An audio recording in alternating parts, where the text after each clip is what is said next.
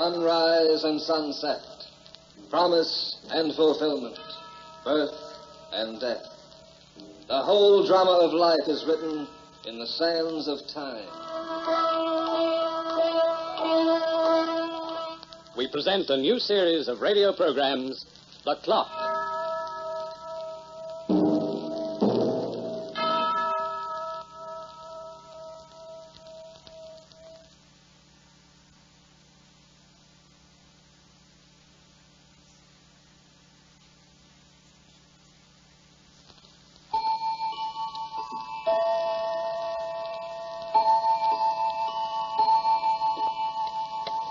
From the point of view of time, the world is filled with objects that are aging. The giant redwood trees in California, for example, were full grown when Marco Polo found his way to China.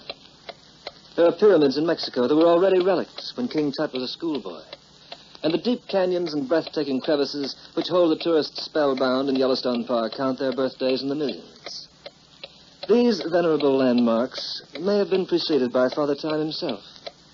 But there is still nothing in this world that is quite so old as yesterday's newspaper.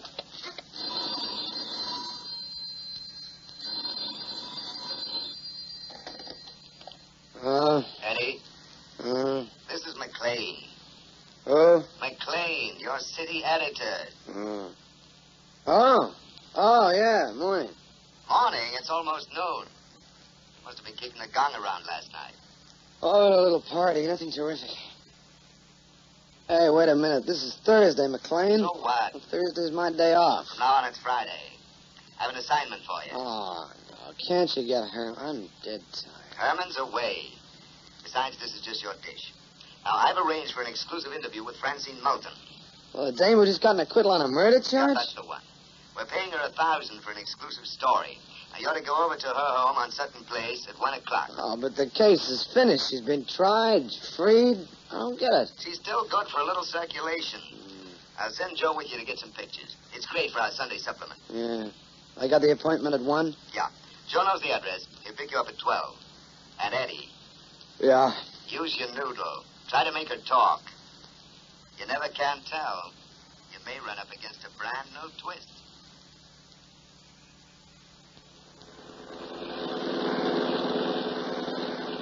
Hey, you know, I hope this Moulton gal will pose. Some of these dames get very touchy when you flash a camera. For $1,000, she'll pose. Turn left over here. Yeah. Hey, did you cover the trial? No, it was on holidays. Hey, it was quite a shindig. You know, when she got up at the stand and told her story, half the jury pulled out handkerchiefs. They were only out 4 hours. Her husband fell out of a window, didn't he? Yeah, from his office. 12 floors above the ground. She was with him when it happened. She claimed she was asking for a divorce, and he tried to scare her by telling her he'd jump. Got too frisky, and he lost his footing. All right. Well, what kind of a woman is she, Joe? Oh, well, wait till you see. Yeah, good looking? A dreamboat. Great big blue eyes, ash blonde hair, a face like an angel. No wonder the jury fell for her. You talk like she vamped her way out of it. I'm not saying. The evidence wasn't strong enough, so she was acquitted. But I can think, can't I? Still want to be a big detective, huh? Joey Lester, private eye. Okay, Dick Tracy. Well, where's the house? Pull up the curb. And listen, Dick, I'm the reporter, and you're the fellow with the camera, you see. I'll do the talking. Okay. Hey, some joint. Yeah? Pretty classy. Well, her husband left her plenty. She can afford to live in style. I wonder why she agreed to give us a story in the first place. Oh, maybe she's one of those publicity hounds. Loves to see her name in the papers. Should be. Yes, sir. Mrs. Moulton at home? Who's calling, please? Mr. Evans, Daily Tab. Mrs. Moulton isn't seeing any reporters, Look, sir. tell her we're here, will you? We've got an appointment. Just stay where you are. For a moment, please. Hey, I says it. Keep your mind on your camera. Hey, Eddie. Hey, have a look at this place, will you? Oh, now I know how the other half lives. The lady has a taste. Sure, oh, yeah. Only don't let her catch you near any open windows. Oh, why don't you talk a little louder, you dope? The papers are just dying to defend the slander suit. Oh, stop riding me, will Mrs. you? Moulton will see you. Please step into the library. Thanks. In here, sir. She'll be with you in a moment. Okay, dog. Thanks, yeah. Yeah. Let me see. Now, if I get a shot from this side of the room, we can get that painting in up there, you know? Is that the picture of Mrs. Moulton? Yeah. Only she's even better looking. Get her to sit in that couch, will you, Eddie? The background is perfect. Great. You're all right, Joe. She's beautiful. Ah, they're all alike. Good afternoon. Hey, good afternoon. Mrs. Moulton? Yes. I'm Eddie Evans, reporter for the Tab. This is Joey Lester, one of our photographers. Please make yourself comfortable. Would you like something to drink? Sure, Don't I'd bother, like... Mrs. Moulton. Don't bother. We prefer getting right down to the interview. Whatever you wish. I suppose you wonder why I consented to give you this interview. Well, it's easy to see you don't need the money. I'm giving the money to charity. Oh. Then why did you give us the green light? I've gone through a great deal since my husband died. The trial was difficult and it frightened me. I don't blame you. But you got an acquittal. Yes, from the jury. But what about the public? The public? During the trial, the newspapers were very unfair to me. They pictured me in a sordid way, and they seemed to believe I was playing some kind of a part. You mean they thought that you were guilty? Yes. From what I understand, my own paper was one of the worst offenders. That's why I've given you the exclusive interview. Perhaps it will present my case a little better to the public and help clear my reputation completely. Look, Mrs. Moulton, how about a picture first before we begin, huh? A picture? Yeah, you don't mind, do you? Just sit where you are. That's fine. That's great. That's it. Yeah. Now, cross your legs and let's have a little cheesecake, huh? Lift your dress a little bit, please. Joe. Yeah. Huh? Put the camera away and take off your hat. You're talking to a lady. Hey, what's the matter with you? Just ignore him, Mrs. Moulton. No one ever taught him any manners. What? I promise you we'll only print what you tell us. Of course, if you want your lawyers to look the story over... That won't be necessary. I think when you hear what I have to say, Mr. Evans, you'll only print the truth.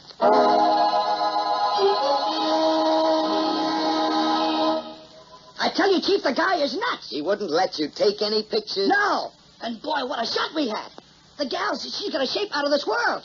Did you read the story Eddie brought back? Yes, I did. It's got as much appeal as a can of salmon. Look, he acted like he was drunk all through the session. You think she was the first blonde he'd ever saw in his life?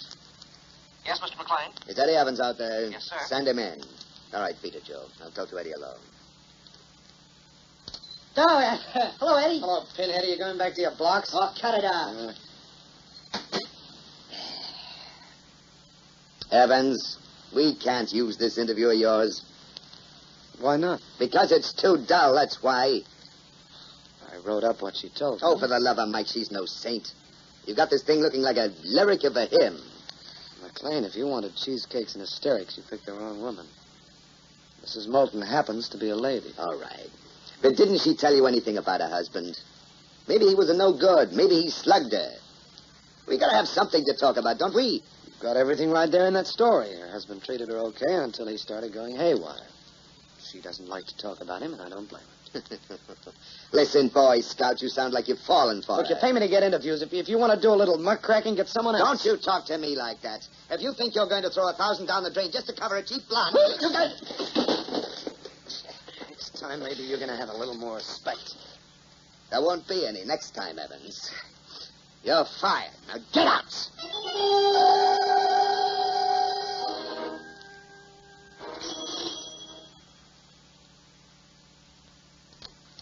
Good evening. Oh, good evening, Mr. Evans. Is Mrs. Moulton at home? Yes, please come in. Thank you. Who is that, Sally? Mr. Evans. Oh. Hello. It's so nice to see you again. I just stopped by for a minute. Maybe I'd better talk to you alone. Excuse me, ma'am. Yes, Sally. I just wanted to warn you not to give out any more interviews.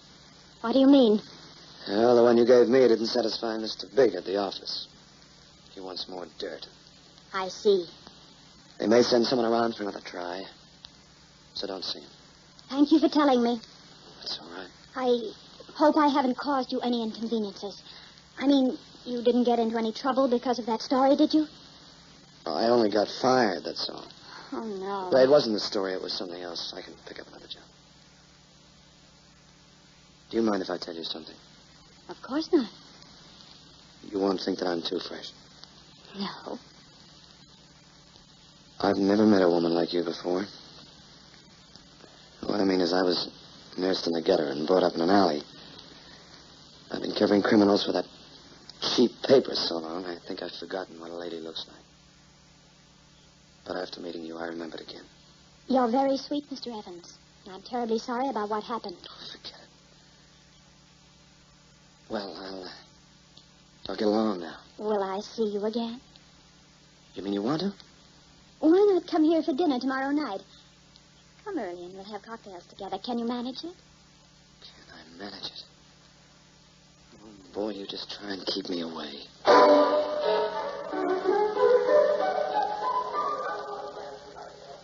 Give me a quick one, Pete, will you? I got a dinner date in 20 minutes. Yeah, okay. Oh, hello, Eddie. Well, look who's here. The Flash Pub Kid himself. Been peeking through any good keyholes lately, Joe? Oh, look, I'm sorry you got fired, Eddie. No kidding. Don't feel so sorry. Have yourself a drink. You mean you're not sore? Joe, I feel far too good to stay sore anymore. Hey, there was a letter brought to the office today for you. That's why I came over here. You didn't leave any forwarding address. Probably a bill. Oh, it's not a bill, Eddie. Looks like a woman's hand to me. Here. Thanks. No return address, huh? You know, I never said anything to the old man if I'd have thought... Hey, what's the matter, Eddie?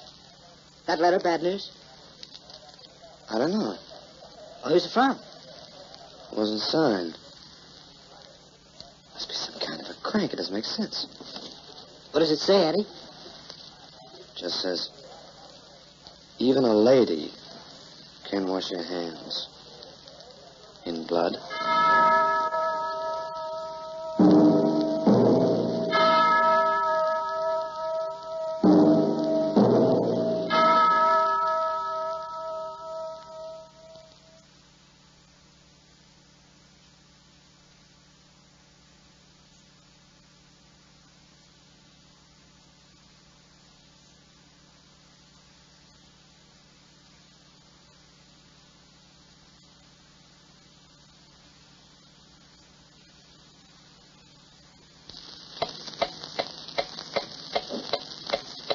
As inevitable as it is that the seconds will grow into hours and the hours into years, so is it inevitable that a seed of suspicion will sooner or later ignite in the mind of its bearer, burst into a conflagration to consume his life and leave him nothing but ashes and death. Another cocktail, Mr. Evans? No, thanks. I've had enough. Call me Eddie, huh? I don't have enough dignity to add the mister. You seem disturbed tonight. I was just thinking of something. Do you have any enemies? Enemies? Yeah, a woman who doesn't like you too much. Not that I know of. Why? Oh, it isn't important. I would have more sense into paying attention to it. Look, I changed the subject. Has someone been talking about me, Eddie? Not to my face. I wouldn't stand for that, Francine. It's okay if I say Francine. It's okay.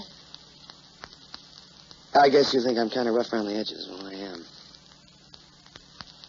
I just feel like a bull in a china shop when I'm talking to you. Why? Oh, because we're so different, I guess. How are we different, Eddie?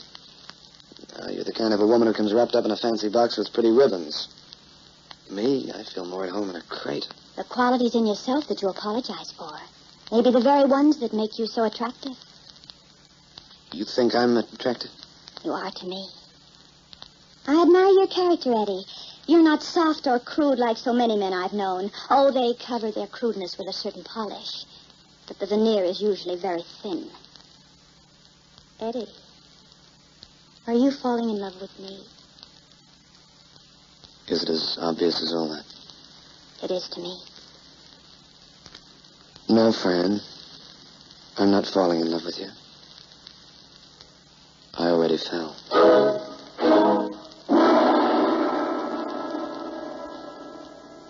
I'll be over at 9, Fran, with something important on my mind. I got a surprise for you. Oh, Eddie, what kind of a surprise? I know, you'll find out later, but I can tell you this much. The suspense is going to be tougher on me than you.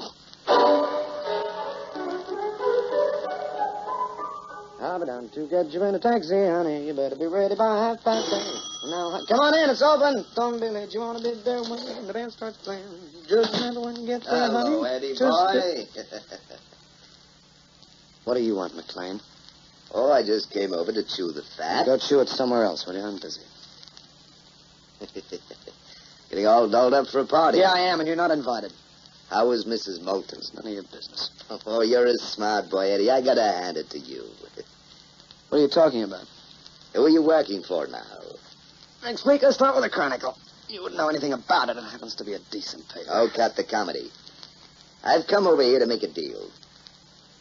What kind of a deal? You get your job back with a bonus and a raise if we get the story. What's the matter with you? You drunk? Now, don't be coy about it.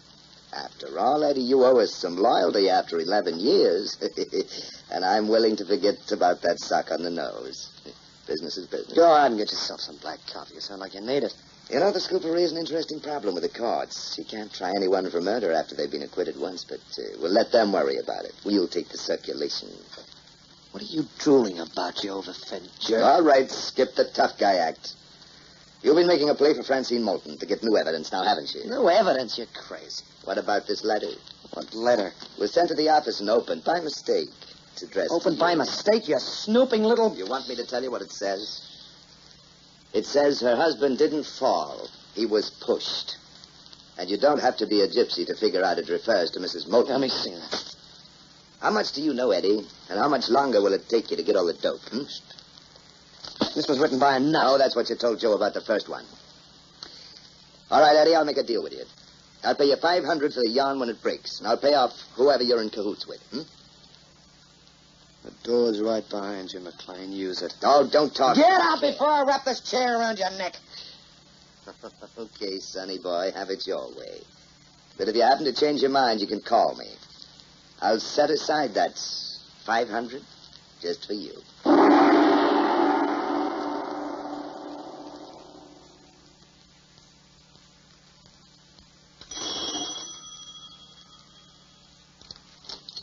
Eddie, darling, how are you? Oh, I'm okay. Here, let me take your coat. It's Sally's night off, so I'll have to do the chores for the evening. Say, you look terrific in that dress. I thought you'd like it. Oh, it's rather daring for me. I don't usually like my evening gowns cut quite so low, but if it pleases you, Eddie, that's all that matters. Now, what's the surprise you have for me? Let's talk about that later. Oh, don't tease me, darling. Please, what is it? I bought this range today. Eddie. I thought that... Maybe you like me well enough to take a chance on getting married. You love me that much? Yes, I do. I'm very touched. Fran, look at me, will you? Have you always been on the level? What do you mean? With me. You know I have. Oh, look, I almost feel like a louse when I say this, but I've got to get it off my chest. Tell me, Eddie. You know you can say whatever you like, and I'll understand. No, Fran, you tell me. Tell you what? How your husband died. Eddie. Tell me the whole story, and please don't leave anything. I don't understand why you want to hear I've it. got my reasons. All right. I went up to his office and told him my bags were packed. I said I knew about his other women, and I couldn't stand it any longer. Go on. He had been drinking. He often did in the middle of the day. Suddenly he became furious. He grabbed my arm and twisted it behind my back. When I started to scream, he let me go, and he shouted he'd kill himself if I left him. Then he went to the window and stood on the ledge? Yes. He slipped and fell over. You know how it happened, then? I read the account in the papers. I went through every rag in town reading about the trial. I rechecked. Wyatt, did you think I murdered him? Fran, look at these notes. If you could find out who wrote them. I know who wrote them. You do? It was Sally, my maid. I know her handwriting. She's been trying to blackmail me. Honey, is that the truth? She said she had evidence against me, and I called her bluff, Eddie. When I told you she was off tonight, I wanted to avoid unpleasantness for you. I made her leave my house this afternoon. Fran, why didn't you call the Well, cops? I've had enough trouble and too much publicity already. The only thing that matters now is whether you believe in me or not.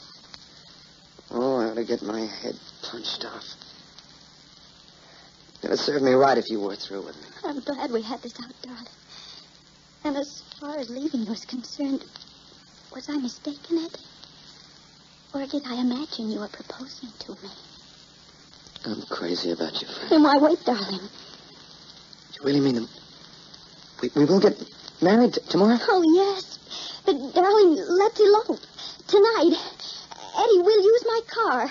We'll drive all tomorrow morning just wherever we find ourselves in the country. Oh, baby, get your hat. We're on our way.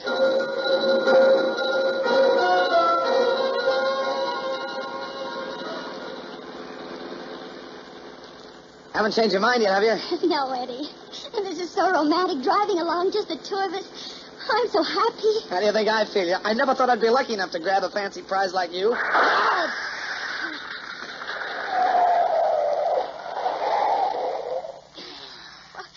What happened? Sounded like a flat. What a rotten break. Yeah, that's a flat, all right. Left front wheel. Forget about it, Eddie. Maybe... Only take 10 minutes to change. Is, this the key to the boot, honey? I want to get the tools. Yes. I'll be fast. Eddie! Yo. Listen. Go ahead. Get the tools.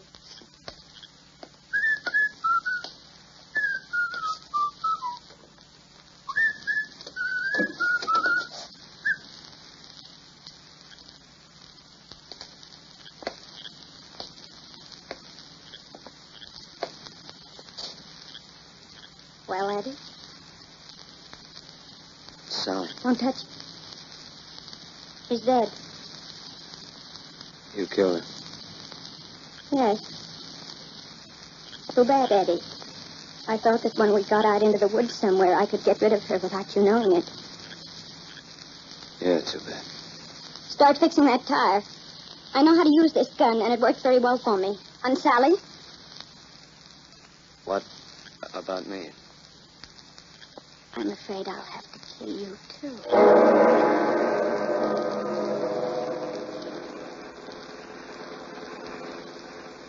Slow down at the end of the stretch and take the left turn. So you killed your husband, too. He wanted to leave me and take his money with him. I like money, Eddie. In fact, I can't do without it. And he was the one who wanted the divorce. Naturally. You cheated him, didn't you? The way you cheated Oh, me. let's not be melodramatic about that. Ha!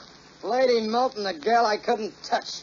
Pure as the driven snow, the kind they drive into the Slow sewer. down and take this turn.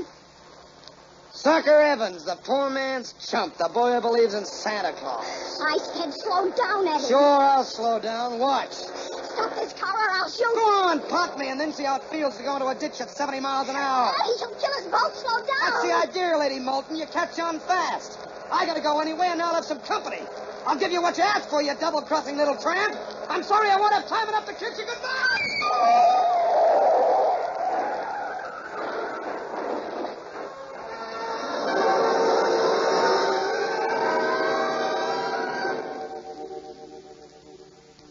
Give me the city desk, honey. Eddie Evans talking. McLean? McLean, I'm in a gas station on Route 1. Yeah, I'm hurt. Yeah, I'm hurt bad, baby. But not so bad that I won't be up. To collect that 500 you promised me for the story.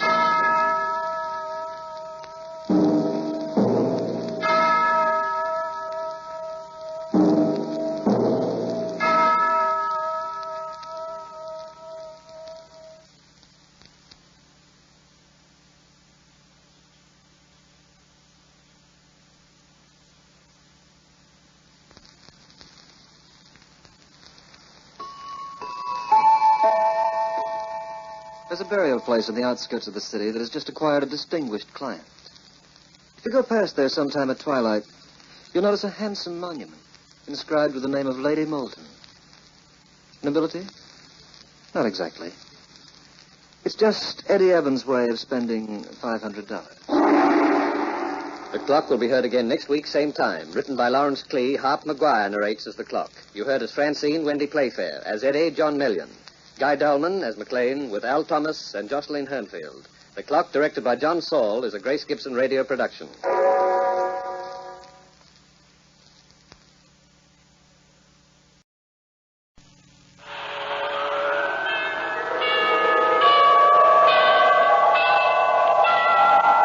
Sunrise and sunset, promise and fulfillment, birth and death. The whole drama of life is written in the sands of time. We present a new series of radio programs, The Clock.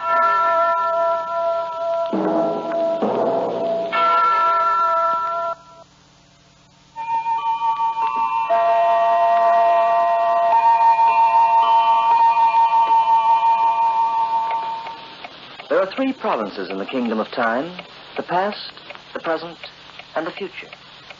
Living in the first, we find a historian, a sober, factual man whose interest lies only in the things that were and whose yesterday is more absorbing than his today. Most of us, however, live in the second province, the present. Our interests lie with the things that are, and we find satisfaction in trying to enjoy each moment as it comes. But there are those who spend their lives in province number 3, and these are sometimes called dreamers. There is no past for them and no present, only the future. Avidly, they try to probe its hidden secrets.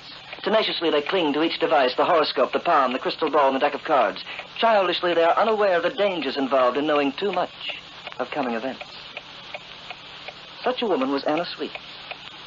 She married her husband, Alvin, in 1912. Their story begins in that year, when Anna and Alvin Sweet scanned the horizon for future glories, forgetting, perhaps, that the paths of glory lead but to the grave.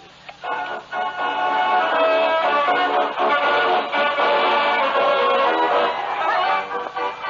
on, Alvin, hurry.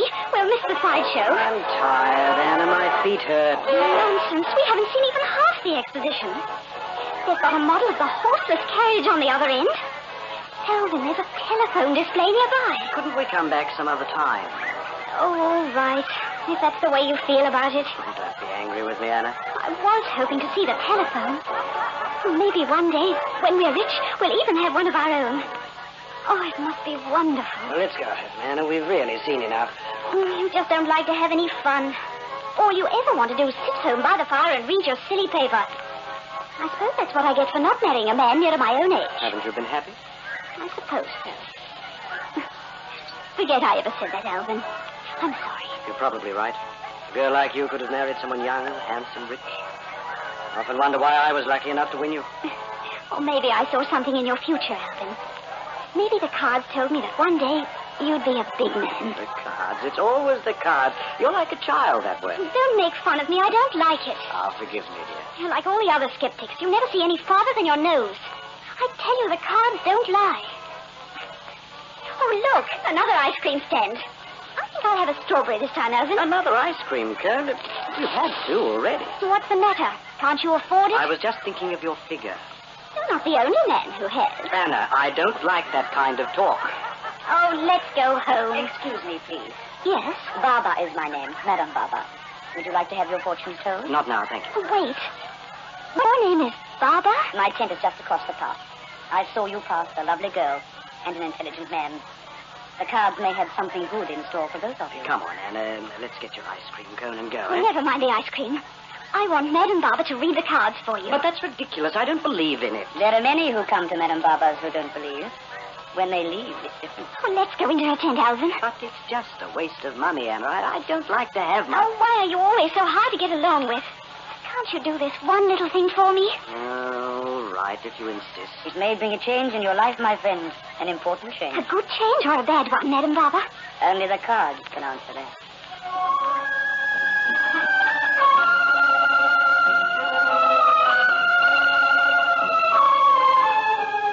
Sit down, my friend, while I place the cards. I believe in cards, Madam Baba. Well, I don't. Alvin. That's quite all right. Each to his own opinion. Now, what do we see? This card is a woman. A beautiful woman. Yes. That might be me. No. No. The woman is not you. Oh, the money card. I see the money card. Yes. And now we'll find out what it brings. What's the matter? The ace of spades. That means death. Let's get out of here. Just a moment. You may as well hear the story. It may save you a lot of grief. The death card, madam, is in an uncertain position. You mean it may not come about? That all depends. Your husband must beware of the color red. Red? It is a dangerous color for you. What about green or pink or orange or magenta? Alvin, stop being funny. If you do not follow this advice, the color red will lead to money. A great deal of money. Well, if that's what you call hard luck, I'm all for it. But listen closely. When you get this money, you must refuse it. Refuse it? It is essential, my friend, that you do. Your life may depend on it. Is that all? Yes, that's all. What else do you advise him to do, Madam Baba? I have told him all I know. But I see he still doesn't believe. I can only repeat what I said before. Your husband must beware of red. and refuse this money. Or very soon you will find yourself in widow's weeds.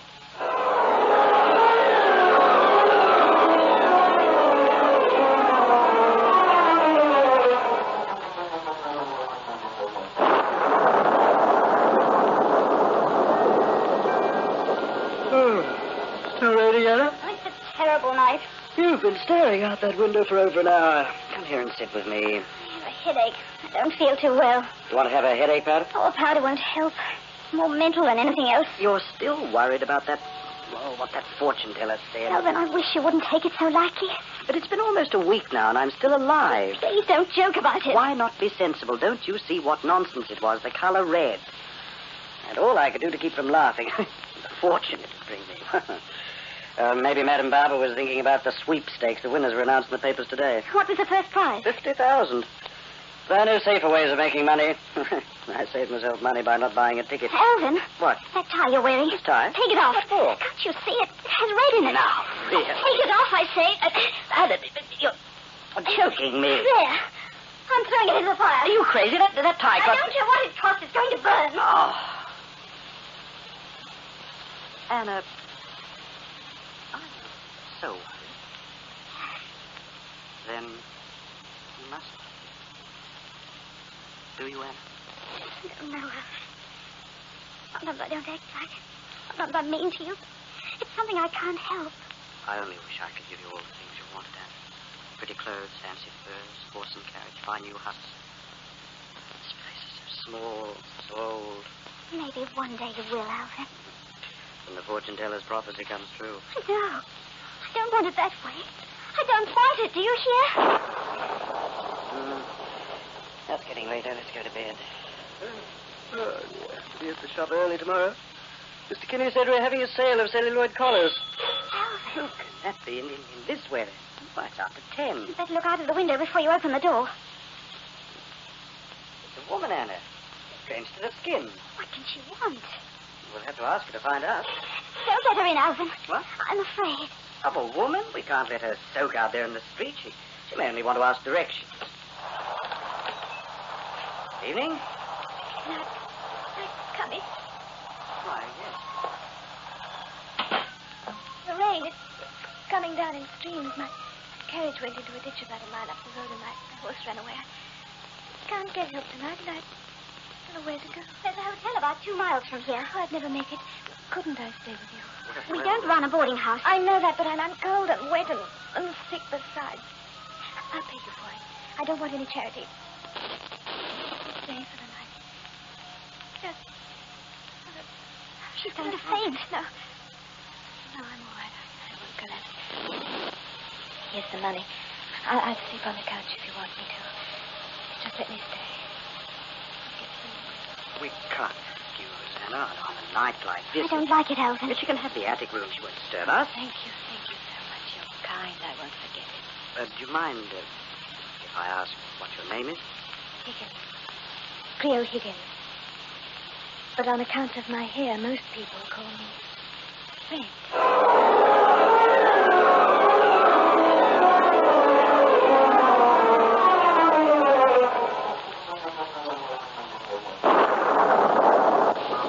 Wake up.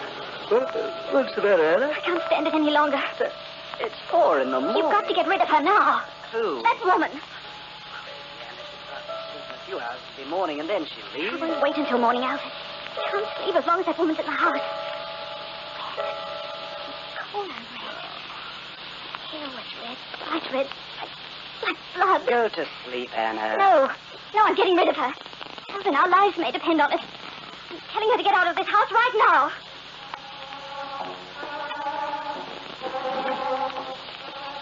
Anna, I can't understand you.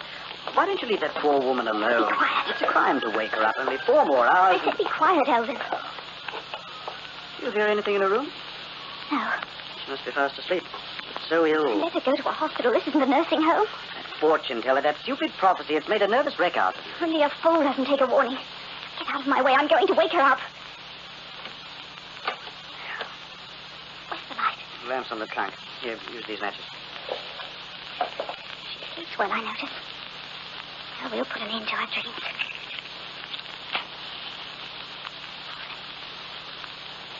What? Dead, Alvin.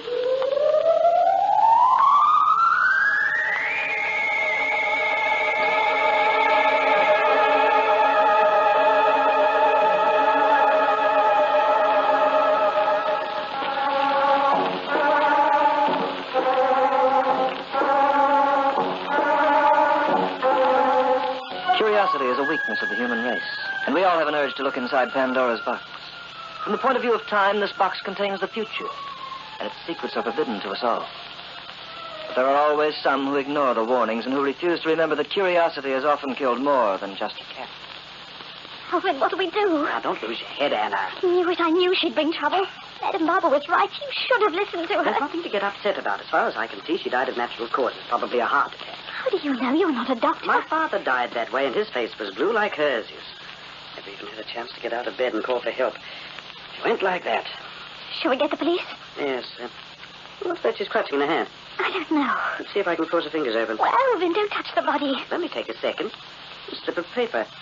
Perhaps she wrote some kind of message. It's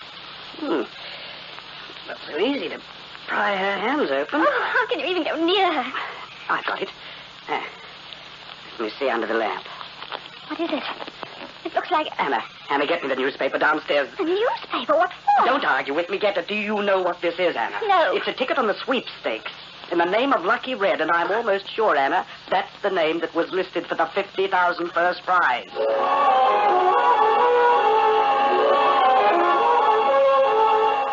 That's all I know, Constable. She asked for a room, and we found her dead about an hour ago. Well, it was just one of those things, I suppose. The coroner said it was a heart attack, all right, though she's kind of young. He said she must have exerted herself too much in the storm last night. But we found her carriage. Oh, did you? In a ditch. Huh? We also found a suitcase there. Now, are there any more of her things here except her clothes? That's all she had, Constable. My wife loaned her the nightgown. Nothing else, eh? No, nothing else. All right, Mr. Sweets. We'll hold the body at the morgue for a day or two and see if we can find a relative. If there's anything more you need me for... No. The case is closed as far as you're concerned.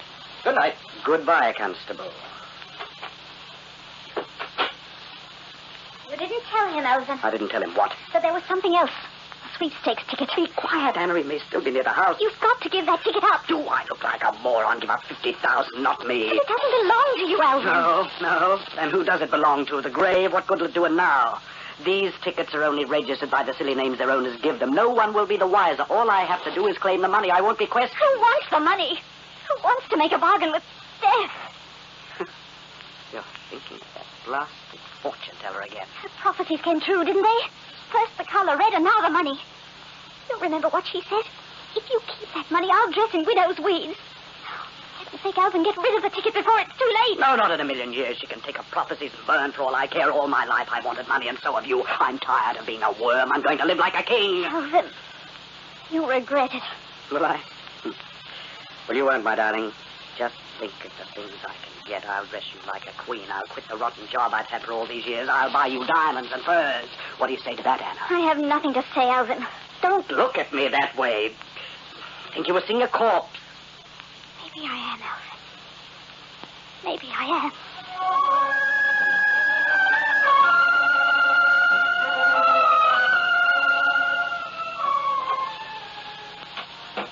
Alvin? Oh, don't bother me now, Anna. Alvin, there's a man outside to see you. Ma'am? Who is he? His name is Higgins. Is he related to... She was his wife. What did you tell him? I said I'd call you. What? Didn't you say I wasn't home? What do you want him to do? Take it away from me? You'd better see him, Alvin. All right. You stay here, Anna. I'll talk to him alone. Evening. Good evening. What can I do for you? I'm Cleo's husband. They told me that she died in your home. Yes.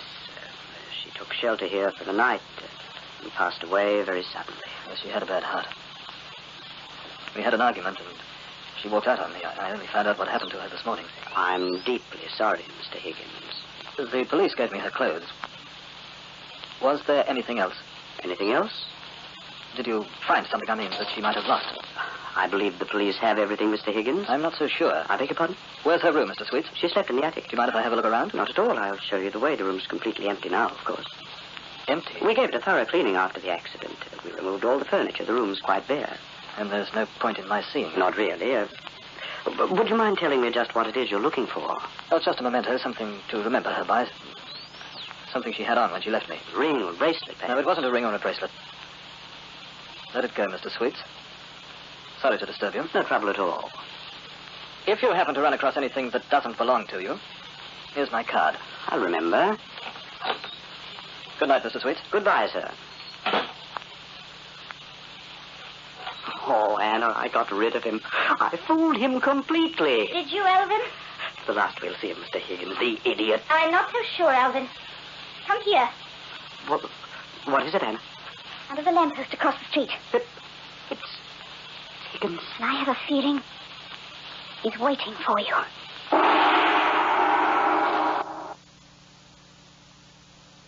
Well, do you think the cards are stacked against Alvin Sweet?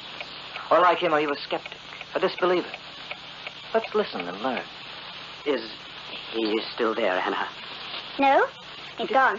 He didn't move from that spot for 5 hours. I thought we'd never be rid of him. He looked dangerous, Alvin. Well, he's gone now. I guess he's given up. But don't open that door. Are you frightened, Alvin? No, of course not. Frightened of what? I'll see who it is. Good evening. Good evening, Mr. Sweets. Did you find that memento? No. Are you sure? I told you before, didn't I? No. Just thought I'd call to check. I'll get in touch with you again, mister. 50,000 is a lot of money, Alvin. You won't be too willing to let it go. My wife, you are. You sound as if it's none of your affair. You sound as though he doesn't worry you in the least. I stopped worrying, Alvin, when you did. There's nothing left to do now but wait. Wait for what?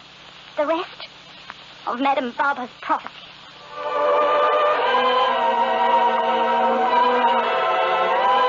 And I can't put up with it any longer. I know. He waits there like a ghost watching the house. When I leave, he follows me in the street and always with that hand in his pocket. The cards don't lie, Alvin. What do you mean? The cards don't lie. Do you think he plans to kill me?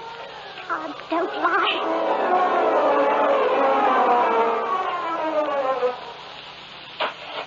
Alvin, is that you? Alvin, what are you doing in the cellar? I told you to go away. There, finished.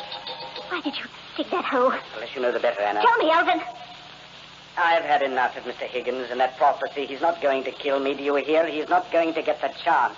What are you going to do? I booked our passage, Anna. We'll leave tonight. We'll go abroad. I'll collect the money and we'll be in Clover. You haven't told me why you dug that hole. He's here. I knew he'd come. He's here. He's driven me crazy long enough. I'll put an end to it now, and I'll bury Baba's prophecy with him in the grave. Alvin!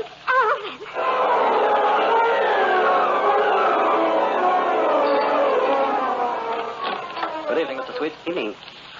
I thought I'd come by to see you once more. Have you had any luck? That all depends, Mr. Higgins, on what you're referring Let's to. put an end to this farce, Mr. Sweet, shall we? Anything you say. Give me the sweepstakes ticket. The one you found on my wife. Why should I? Because it's mine. I paid for it. My wife ran off with it. I want my ticket back, Mr. Sweet, and I want it now. And if I refuse? I'm a bigger man than you are. I dislike violence in any form, but I'd gladly beat you to a pulp. I'll split it with you, Mr. Higgins. Don't be silly. Half for you, half for me. Is the bargain? Give me that ticket, Mr. Sweet. Did you hear what I said? Take your head from that. All right, that's just a sample. Now behave yourself and hand it over. Very well, you win. The ticket is on the mantel over the fireplace. Come with me. Now, I'm asking you once more, Mr. Higgins. Will you share with me? The ticket, Mr. Sweets. Here you are. And here's an added dividend.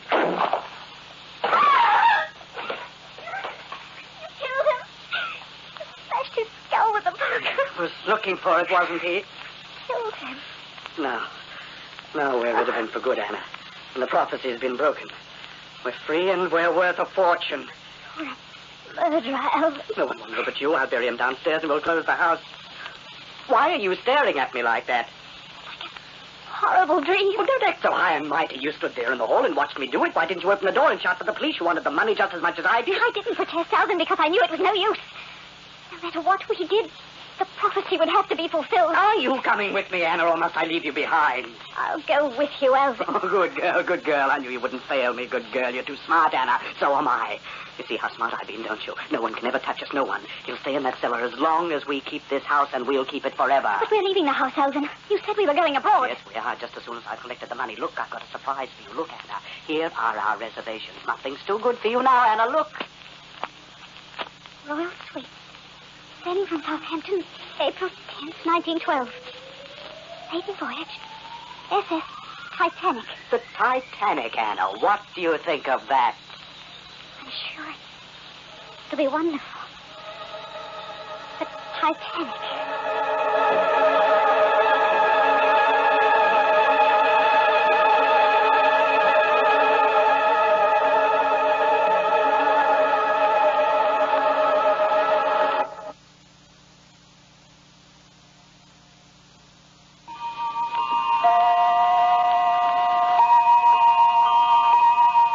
Time has its way of fulfilling its own prophecies, as Alvin Sweets discovered.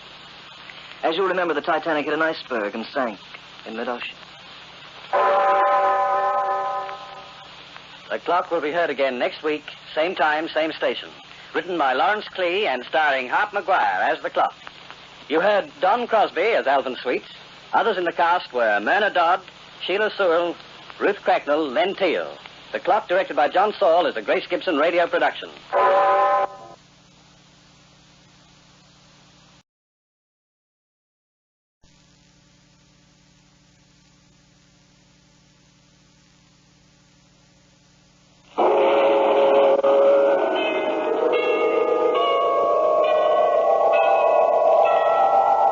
Sunrise and sunset, promise and fulfillment, birth and death. The whole drama of life is written in the sands of time. We present a new series of radio programs, The Clock.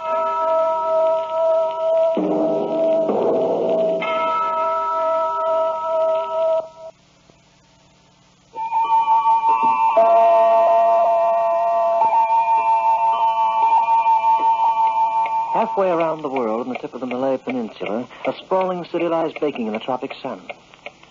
Singapore, just north of the equator. A city of contrasts to some, a place of escape to others. Where a man can forget that time exists, and where he can let the days of his life go by to disappear unnoticed, like pebbles in a bog of quicksand. Singapore, a city which has sheltered every race and creed on earth, and which has also sometimes given shelter to the murderer. Waiter, another gin and tonic like a good fellow. Make that two, waiter. Hello, Preston. Well, Detective Regan. Nice to see you again. I've been looking for you for a long, long time. Really? Hawaii, Manila, Shanghai, Saigon, Singapore. You got me on a regular cook's tour. You enjoy yourself? I almost had you in Hong Kong. You pulled out just one boat ahead of me. In Canton, I saw you waltz away in a rickshaw. I'm impressed with your perseverance, Regan. You should be a credit to the force. I'm a stubborn guy, Preston. After all that traveling, I had to show something to my expense account. Here you are, gentlemen. Oh, well, this drink is on me, Regan. Thanks. Too bad I can't buy a second round. We're starting back to Frisco in an hour. I presume you have extradition papers. Right here in my pocket. Oh, good. You should have tried getting away with something smaller, Preston, like spitting in a streetcar. Murder's kind of serious. So I hear. No, I don't carry a gun, Regan. I'm the timid type. I like to make sure. Oh, are the handcuffs necessary? Sorry. Well, at least let us finish our drinks. Okay. I propose a toast to the San Francisco Police Department. Like the St. Bernard, they always find their man. Thanks for the compliment. Oh, that was a dumb trick. Glass slipped right out of my hand. Good drink going to waste. Well, have another one. On me. Let it go, Preston. Oh, no, I insist. After all, the accident was rather symbolic, don't you think? What? It's reminded us both, Regan, that there's many a slip twixt the cup and the lip.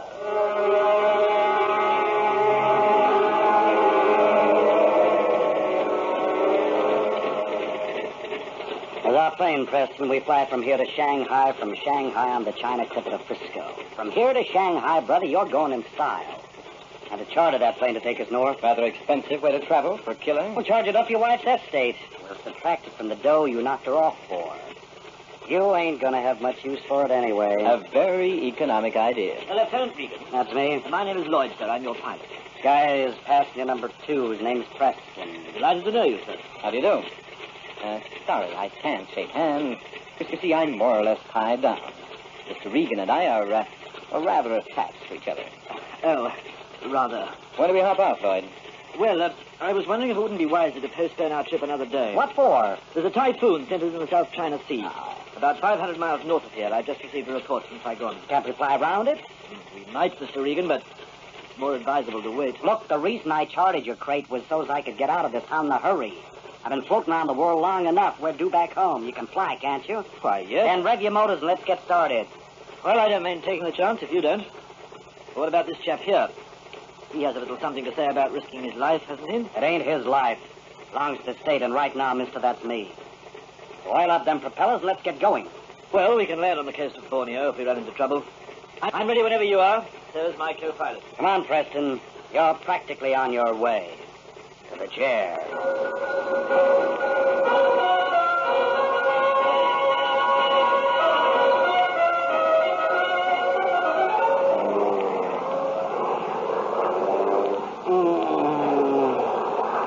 What time is it, Preston? Midnight. What? I never want to take another ride like this for the rest of my life. Feeling sick? Sick? I'm dying.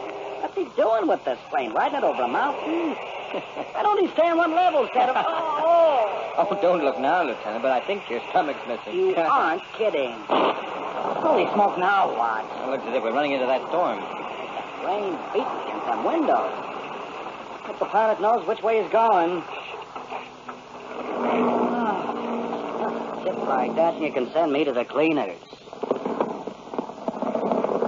Hey, sounds like something's wrong. Huh? Listen to those motors. Oh, he picked himself a fine time to get a flat. Would you mind leaning back for a moment? I want to take a look through the window at that engine. You can't see anything out there. It's too dark. It's like we've broken an oil line. Yeah? Starboard motor. There's oil all over the wing. Is that bad? Well, it isn't good. What are you so cool about, Preston? You're riding, too. I assure you it's immaterial to me, Mr. Regan, if I die in prison or in the China Sea. I'll be right back. Preston, you're a jinx. You've been causing me more trouble. Oh, I'm sorry, Lieutenant. Really, I am. But if it's not too much to ask, would you remove these handcuffs? Huh? In the event we're forced into an involuntary swim, I might stand a better chance. And so would you. What? We're losing altitude. The way we're circling, I doubt if the pilot knows exactly where we are. Lieutenant, you and Mr. Preston had better put on your life jackets. We're in trouble. What's the big idea? Don't you jerks know how to fly? The starboard motor's washed out completely, and the port motor's weak. The feed line isn't working properly. We'll have to ditch. Then what? I'm not sure, but we may be close to the coast of Borneo. My co-pilot's been sending out SOSs all along. With luck, we may be picked up by a steamer. Better get your jackets on right away. Okay. Well, Regan? Maybe you're a convicted killer, Preston, but I'm gonna take a chance on you and take the handcuffs off. Thanks. Here we go. Look, Preston. Sorry, but I can't wish the same to you.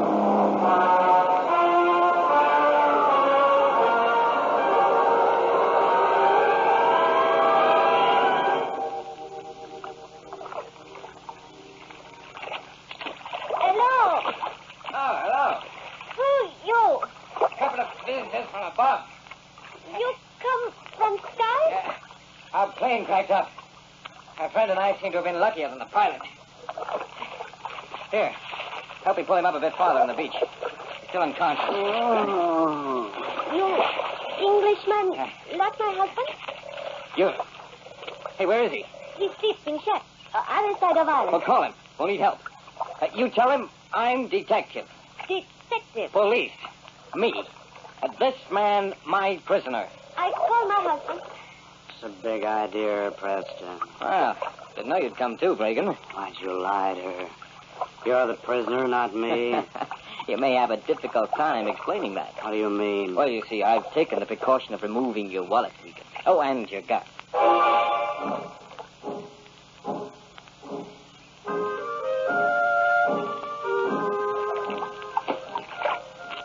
There are the men.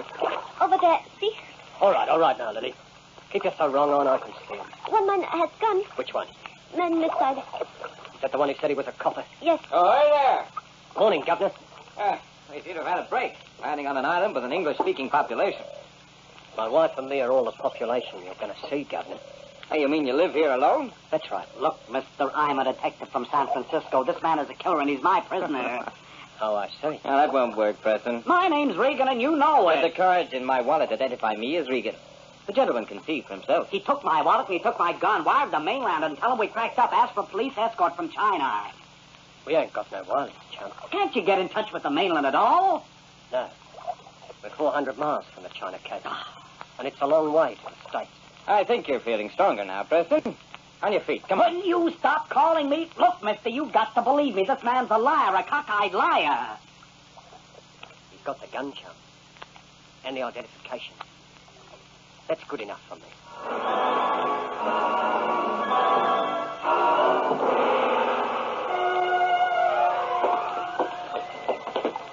The shack is home, Governor. My name's Arch. Hers is Lily. And she's just as pretty as her name. Me? Pretty? Now, you tend to your own affairs, Lily, or I'll box your ears. Go on, dish up some grub for the gentleman. Yes, very quick. We've got room in the cabin for one. In the back. The other chap will have to sleep out here. Now, that'll be Preston, naturally. Is that jetty strong? Like iron. Why? I noticed there are rings on the stump. The boats used to use them years ago. Now, if you'll excuse me, I'll see about that grub. All right, Regan. Get moving, my friend, over to the jetty. You'll never get away with this, Preston. That remains to be seen. Someone will hit the island sooner or later. It'll be unfortunate for you if it's later. What are you doing? I've got to take precautions. You're a dangerous character. You're not going to handcuff me to this jetty. You'll get used to it after a while. If we ever change places again, Preston, I'm going to beat the ears right off your head. That shall be your privilege, if we ever change places. But right now, it might be wise if you behaved yourself. You can bake in the sun for a while, and I'll let you know what our plans for the future are as soon as I make them up. They'll be a surprise to you, I'm sure. But they may not be exactly pleasant. However, we'll see.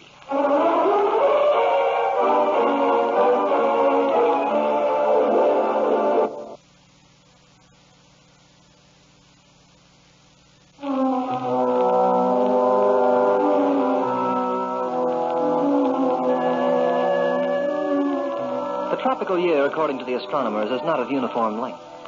Although it now consists of 365 days, 5 hours, and 48 minutes, it is decreasing at the rate of 530 thousandths of a second each century.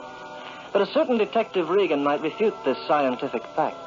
Alone in the broiling sun, handcuffed to a jetty, he might be forgiven if he insisted that a day in the tropics was a long one, and getting longer all the time.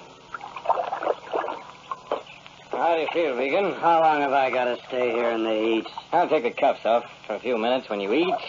Let you romp around on the beach for a while like a good puppy. Big of you. Had a rather interesting talk with our friend Arch just now. Yeah, well, you keep looking at his wife that way, and you mightn't find him such a pal. Yeah, she's attractive, isn't she? Very attractive. You know, they've been living alone on this island for years, just the two of them. He met on one of the larger islands, and he brought her up here. You tell you what they call this place? Uncharted. Part of the Dutch East Indies group. He's named it the Last Ditch. That's exactly what it seems to be. It's off the steamship lanes, and in 5 years, they've never even seen a plane. How do they live? Where do they get their food? They live off the island, Regan. He grows everything he needs. Matter of fact, they seem to have little use for anything outside of themselves. Mightn't be as stupid as you think, Preston. But he's stupid enough to accept our reversed identity. Preston, listen, I'll make a bargain with you. Let me loose, and when we get back to the States, I'll appeal for clemency. And just what will that get me? A life term? But you don't think for 1 second you'll really get away with this? Regan, you'd better get it through your head. There's no escape from this island. No way of getting off. And as far as I'm concerned, that suits me fine. You'd kill me without batting an eyelash, wouldn't you? Why not? All I need is a convenient excuse for the benefit of our host. And I hope to find that excuse, Regan, in the next few hours.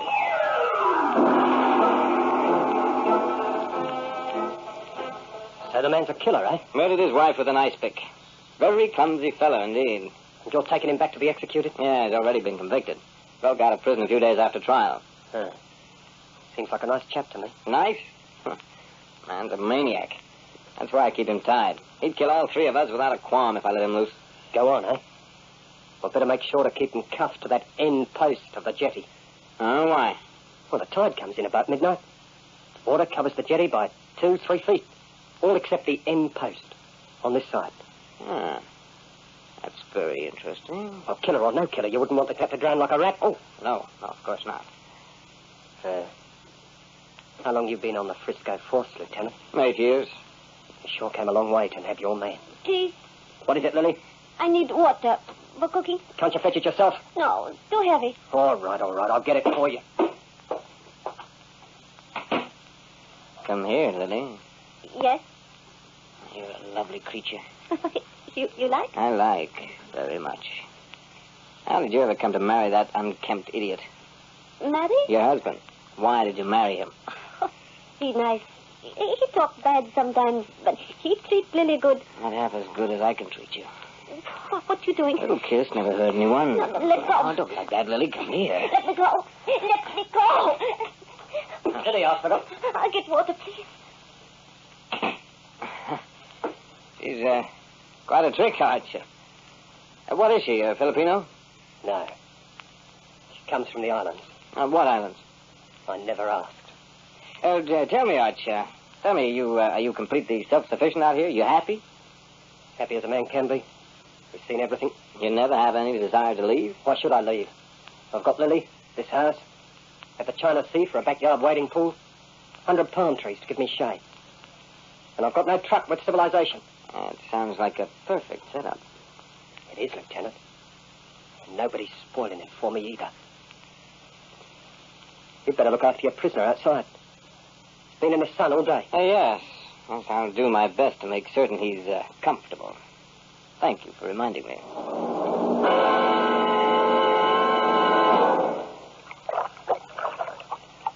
Hello, Regan. Just thought I'd stroll over and see how you were. What are you doing? Taking these cuffs off? It's about time you Oh, you're not going free, old boy. I'm just making a transfer. I'm tying you to the post at the other end of the jetty, near the water. What for? I thought you might like the change. All right. Get down to the end of the jetty. There's 2 inches of water under that post. Afraid of getting your feet wet? Don't worry about it. You won't have time to catch cold. Come on.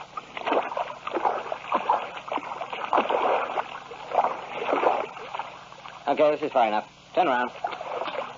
Right. Now you're all set for a nice little swim. Sooner or later, Preston, you're going to make one mistake. Not the way I figured it, Regan. You see, after a while, there'll only be 2 of us on this island. Lily and me. The tide's coming in, Regan. Tide? Are you going to keep me here until the tide? That's the general idea. Let me loose, Preston. You can't keep me locked in this post. The water's coming in rather fast. 4 or 5 hours, you get yourself a bellyful.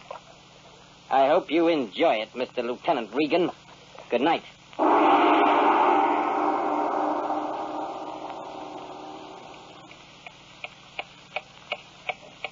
or 5 hours may be a long time to some, but to Lieutenant Regan it will pass like a flash. But let's see what's happening to our dear friend Preston. Good evening, Lily. What do you want now? Where's your ugly husband? He go out. Now you leave too. Oh, don't be afraid of me. I'm not going to hurt you. Why you come here? What you want? Why you come to this island to make trouble? I assure you I didn't pick the spot, Lily. But I couldn't have picked a better one if I tried. You go away. You take boat and go away. Boat? What boat? Canoe. Other side of island. Oh. So Arch has been holding out on me, eh? I give you food. You take boat and leave. I'm not very anxious to sail the China Sea in a canoe, Lily. What do you do with man? Worried about Regan, eh? Regan? I mean, Preston. Why you call him Regan? Why, it's either the heat or your eyes. Getting rather absent-minded. And where are you going, Lily? I go out. No, you stay right here. No. What have you got? Let's go. Let's go. Oh, you got a file, huh? What were you going to do, Lily? Set him free? I hate you. Do you? Don't touch me. How about a little kiss, huh? Don't touch me. Well, hello, Arch. get out of here, Lily. Oh, what you do? Do you hear me? Get out. Get out! Oh. What's the idea of the gun, Arch? Sit down, copper. All right, I admit I made a pass at your wife. I'll apologize if you want me to. I think it's about time we got rid of you. Oh, now, wait a minute. You've been around too long as it is. Look, Hey, you're not going to use that gun, are you? All right, I made a mistake about your wife, but you don't kill a man for that. I got a better reason. What? Now, you spent 8 years on the Frisco Fort, Mr. Copper. What about it? And you never saw me before? Of course not. Stop lying. What are you talking about? My picture's been all over the state. You couldn't have missed it. Your picture? Bellows is the name. Archie Bellows. 6 years ago, I killed a man in Frisco. How do you remember? You killed a man? They got a noose waiting for me back in the States. There's another one in England. I'm not letting any copper get off this island to tell him where I am. Well, I couldn't get off the island if I tried. I lied to you. There's a boat passes 10 miles off the island tip. She never stops here. But some enterprising young gent might get the chance to signal. What's so funny? You with a price on your head, and I've been playing it safe. Not half as safe as I've been playing it. We're in the same position, you fool. I'm wanted for murder, too. Are you? If you hate Copper so much, go out there and take a shot at Regan before he drowns. He's the detective, not me. You must think I'm soft in the head. No. He was telling you the truth when he said I stole his identity. My name's Preston, and I'm wanted in Frisco. The other man's Regan. He's the detective on the San Francisco force. Where'd you like to have it, Lieutenant? I tell you, I'm not a cop. Look, Regan will tell you. He's been trying to convince you, hasn't he? Ask Regan. How can I be sure? I'll give you the facts about the force. He'll... Oh, for the love of Harry, stop pointing that gun at me. I'm no more a policeman than you are. Come on, take me out to him, huh? Give me a break and take me out. All right. But it's the last break you're going to get.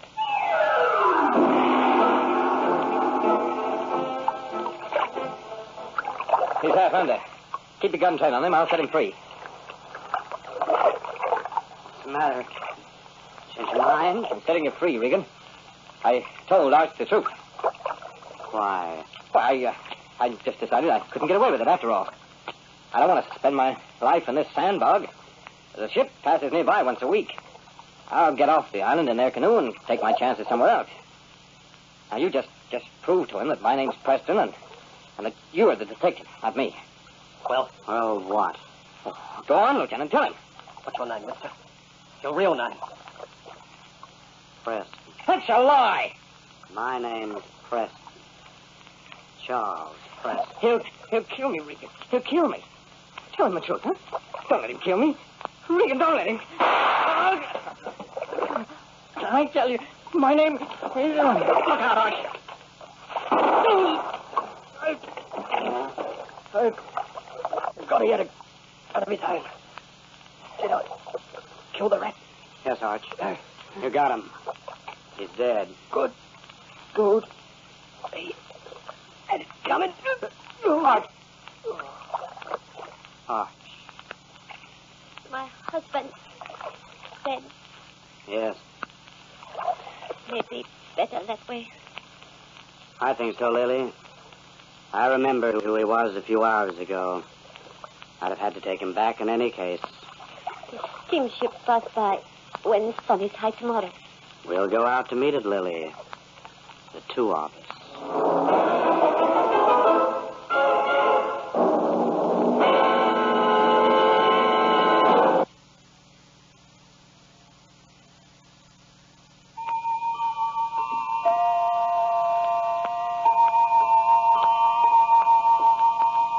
There are those who contend that time has a different quality about it underneath the tropic sun. Detective Lieutenant Regan might testify to that. And in passing, he might also add that justice is anything but blind. Listen to The Clock next week, same time, same station. Written by Lawrence Klee, narrated by Hart Maguire. You heard Leon Piers as Preston, Don Crosby as Regan, Alan Trevor as Arch. Others were Madge Ryan and Walter Sullivan. The Clock, directed by John Saul, is a Grace Gibson radio production.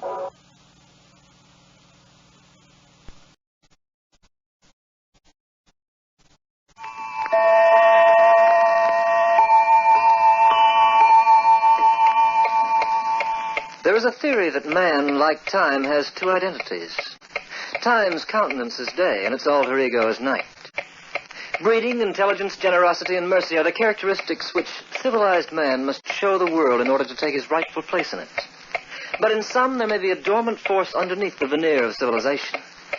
A grasping, murderous, pitiless animal of hate and frenzy, which, when unleashed, can become a scourge whose only joy is blind destruction.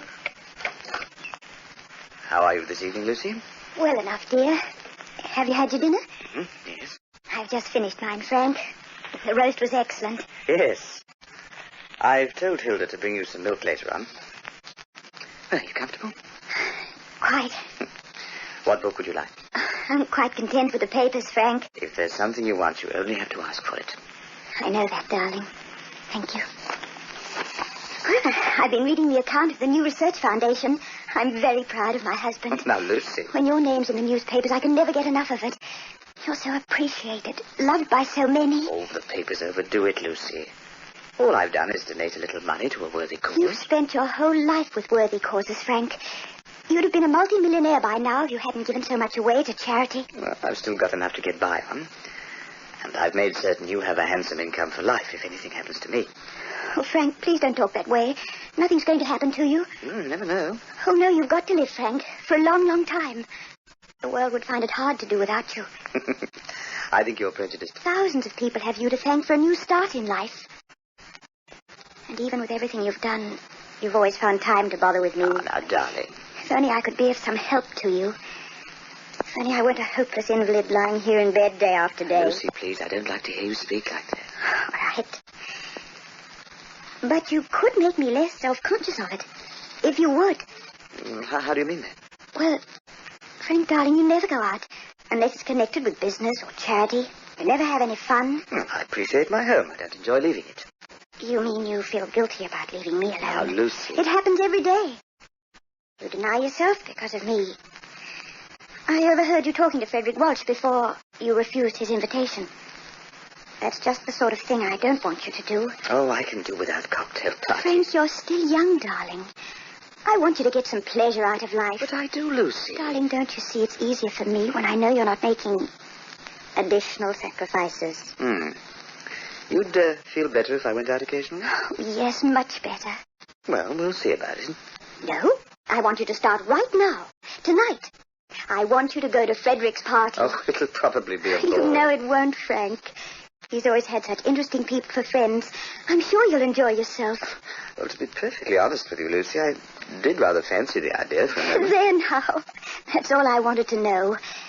Now, you get yourself dressed and go to that party. And give my best to Fred.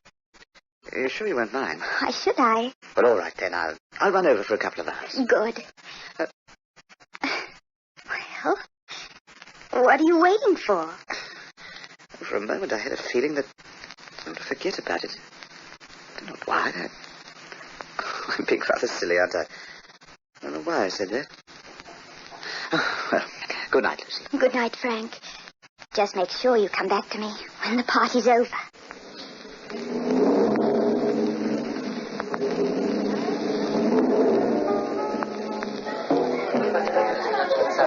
Well, of course, as a... Frank, old man, this is a welcome surprise. How are you, Fred? Couldn't be better. And you? Oh, I'm quite well, thanks. I never expected you to show up tonight. You said you couldn't make it. Well, I changed my mind. Or rather, Lucy changed it for me. Good for her.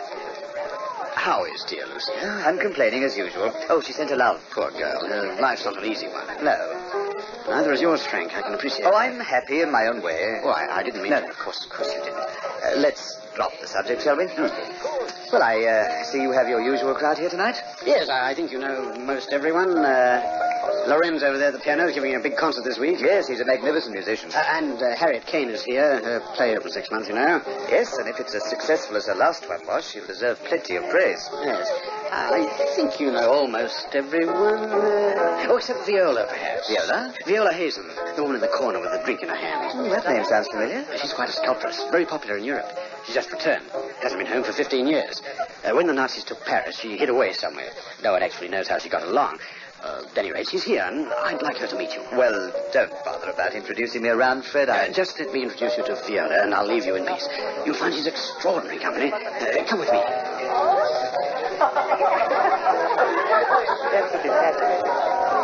Viola, my dear. This is a charming party, Frederick. I'm glad you're enjoying yourself. I want you to meet a very good friend of mine, Frank Cameron. Viola Hazen, Frank. How do you do? How do you do? You must have heard of Frank. He's the modern Santa Claus. Plays Mr. Moneybags to every worthwhile project. Now, Fred. Oh, yes, Mr. Cameron's reputation has preceded him. I'm very impressed. I wouldn't pay any attention to Frederick. I believe he's a disappointed press agent. Oh, is that... Coming right over, Bob. Will you excuse me, please? Of course. Drink? Oh, yes, thank you. Here's one on the tray. Thank you. Shall we propose a toast? Yes, if you like.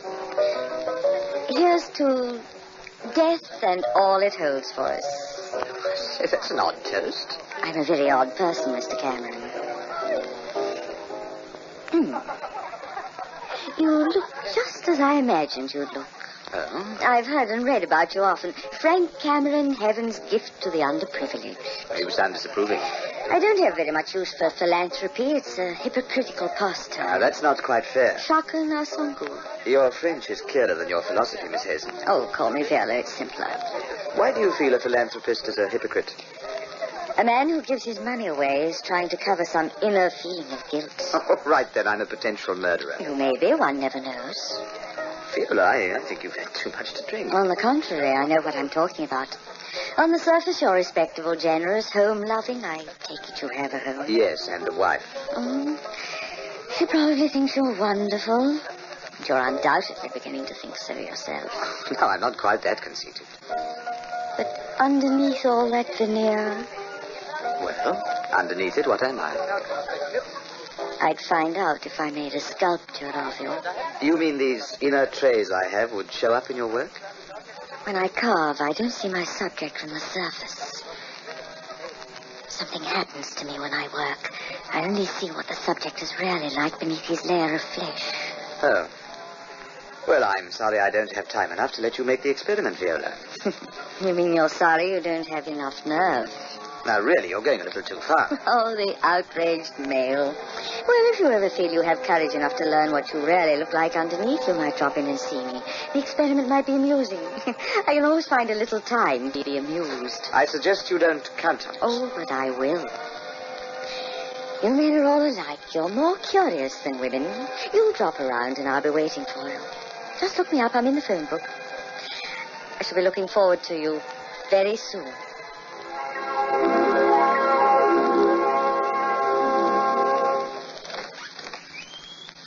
Is that you, Frank? Yes, Lucy. Well, did you have fun? Oh, the party was pretty dull. Didn't you meet any interesting people at all? No one to speak of. I just dropped in to see if you're all right. Yes, I'll have a cigar in the library and perhaps some brandy, and then I'll turn in. Frank? Yes? What's the trouble? Why, nothing. You sound uneasy. No, it's just your imagination, dear. Put the light on and let me look at you. Well, you satisfied? You're sure you're not worried about anything? Quite sure. Now, you go to sleep. I'm sorry I disturbed you. Oh, by the way, John Wilkins called while you were out. Huh? What for? He wanted to remind you of that conference tomorrow at noon. Oh, yes, I'd forgotten. You're going, aren't you? Well, there was something I was thinking of doing. Then you'd better call him in the morning and tell him. Yes, I will. As a matter of fact, I believe I'll see him after all. That other thing I mentioned was something silly, and I've changed my mind about it. Yes, I've changed my mind. Good night, Lucy, dear.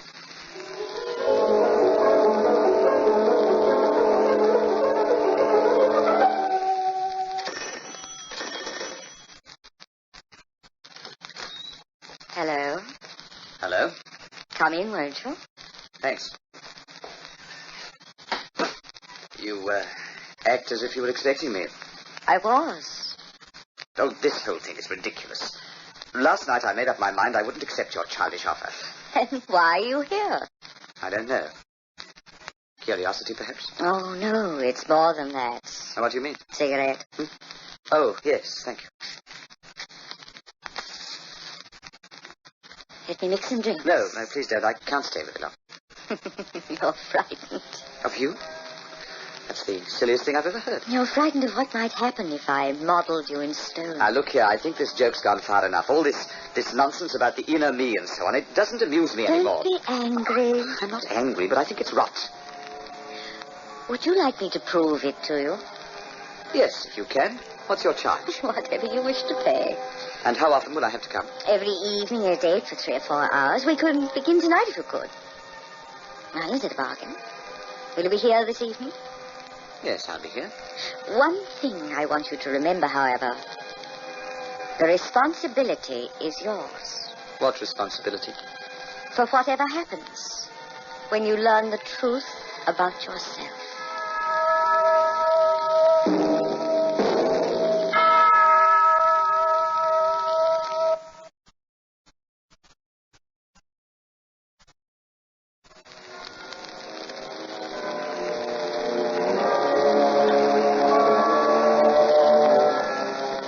Man has been on this earth for many years, and in the course of time he has risen from the primates to his present status as the most intelligent of animals. But there are a few who have not come quite so far, and who continue to teeter upon the narrow perch that divides civilization from aboriginal chaos. How much longer, Viola? Just a second, and you can take a break. All right, relax. Why do you always cover the statue after you finish? Because I don't want you to see it yet. It's been 5 days, and I'm getting curious. You'll see it when it's finished. It's been rather nice being here in the evenings. You seem to have a lot more time to spare than you thought you'd have. Well, I've managed to arrange my affairs so that... So that your wife wouldn't know? That's stupid, Viola. But it's true, isn't it? Haven't you been keeping this from her? Well, what if I have? Nothing, it just amuses me, that's all. Sometimes I think you have no heart. And what's so funny? You're so naive. Don't make fun of me. Are you falling in love, Frank? What? With me? Why, that's ridiculous. Is it? Stop it. What kind of a woman are you, anyway? Don't you have any sensitivity at all? Come here, Frank, and I'll show you how sensitive I am. Come on, come here. Well? I don't think we should have. Stop it. Stop it before you what?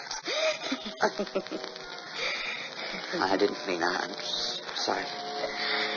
Oh, so you can be angry and barbaric. I was right. Yes, well, perhaps it is time for you to see what I've done. I'm not finished, but I'd like you to tell me what you think of it so far.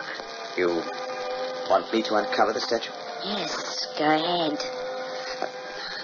Don't know if I should. Frightened? Go on, Frank, go on. See yourself as I see you. All right.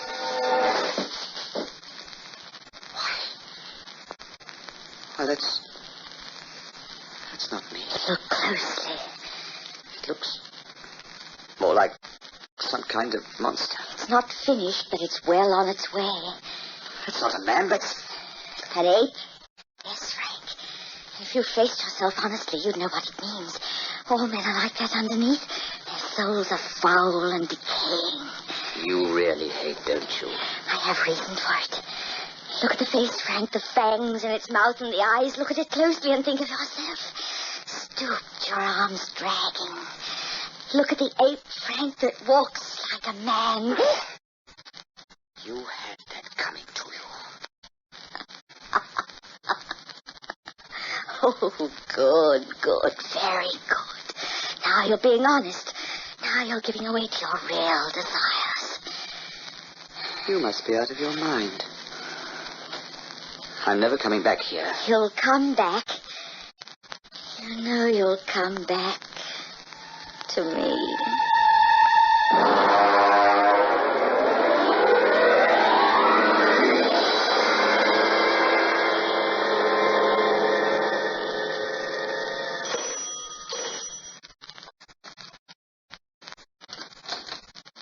Welcome home. I thought you were never coming back. I came for that statue. Why? I'm going to destroy it. I won't. I'm going to get rid of it. No. Not until it's finished. I've been working on it.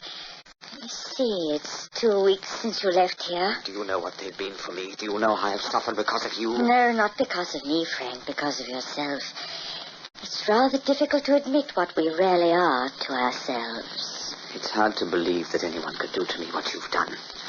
You've taken my confidence. You've made me afraid. You've torn me down like a piece of your clay to amuse yourself. Let me show you how far I've gone in my work. I am going to destroy that statue, Viola. Come here. Look at it again.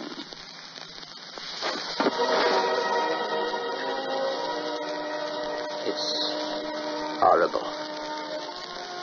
It's the most frightful thing I've ever seen. I have a name for it, Frank. Do you know what it is? No, what I don't want to hear. I'm calling it the Ape Man. I'll smash it to pieces. Frank! Why don't you face the facts? What facts? You know you hate the life you've been leading. You know you hate your wife. No. She's like an anchor around your neck. Your whole life has been like that. You've repressed your inner feelings. You're made out to be something that you're not. Why don't you be as strong like I am? Why don't you admit that you come from the jungles and that's where you want to return? No, you're completely insane. You must be. Take me in your arms, Frank. Kiss me. You want to kiss? I could kill you. Frank!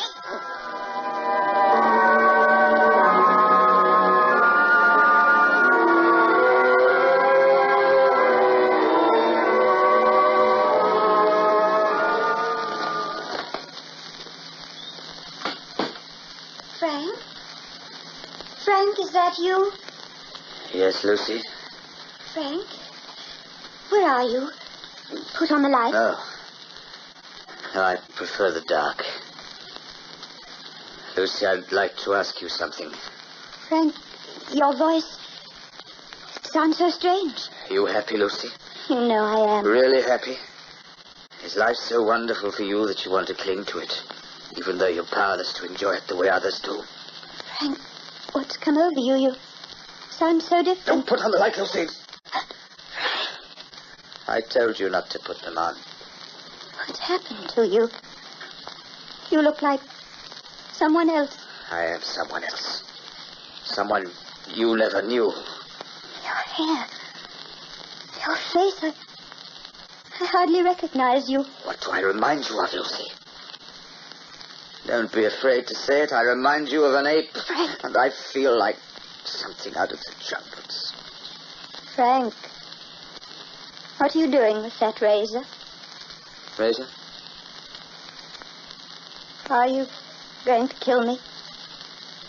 You're afraid? No. I'm not afraid. You're ill, my dear.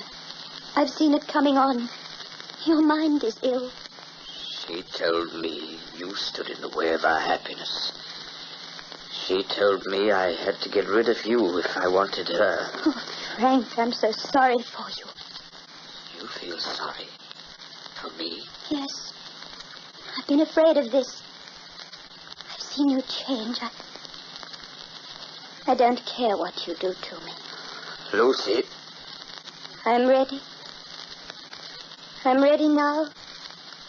For anything.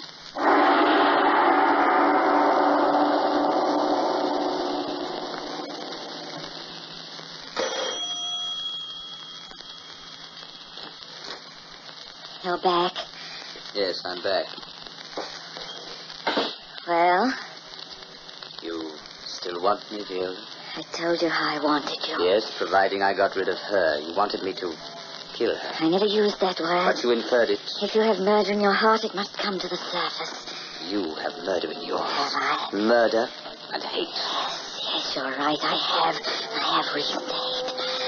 I loved once, and he was a fiend, a German fiend, a goose-stepping, hiling, rotten fiend. I loved him, and I believed in what he said, and then he left me. So that's how you lived in Europe, Viola. Why not? What difference does it make as long as I had everything I wanted?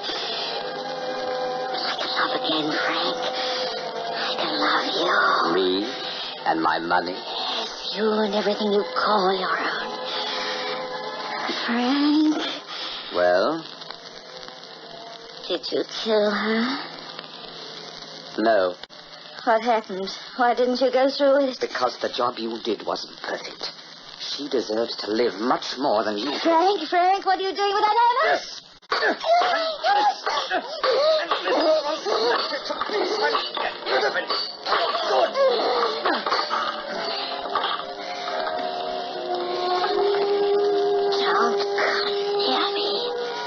wanted to make a murderer of me, didn't you? Frank, don't be a fool. It was all a joke. Was it? You know I wasn't serious. You know it. Why did you open the window? Come here, Viola. No. Come here. No. Let go of me. Down, Viola. We're 13 stories above the street. Look how the light shine down there in civilization. Go of me, please. Let go There are people of down there, me. Viola. Good people, not people like us, not animals, apes who belong in the jungle. If you love me, Frank, you let me go. You know you love I me. can't love you. Now I can only hate. You made me that way, you. Frank. Lean over. Through the window. No. Lean over. No. Look down. Would you like to join the others in the street?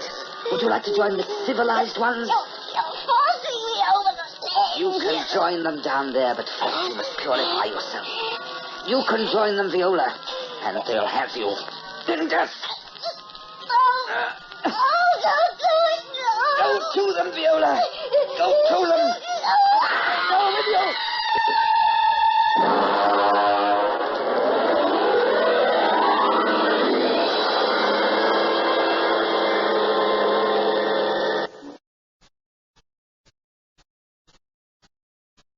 To those of us who live in dignity, who respect the precepts of the conscience and the community of humans we call the world, to those life is a joy and a wholesome experience, much to be desired.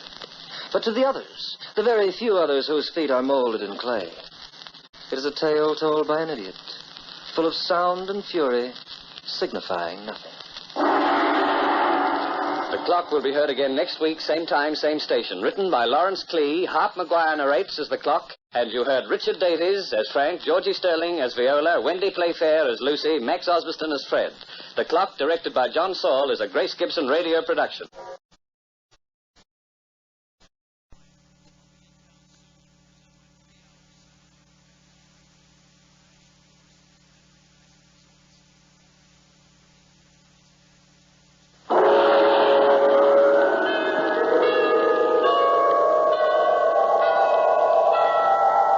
Sunrise and sunset, promise and fulfillment, birth and death.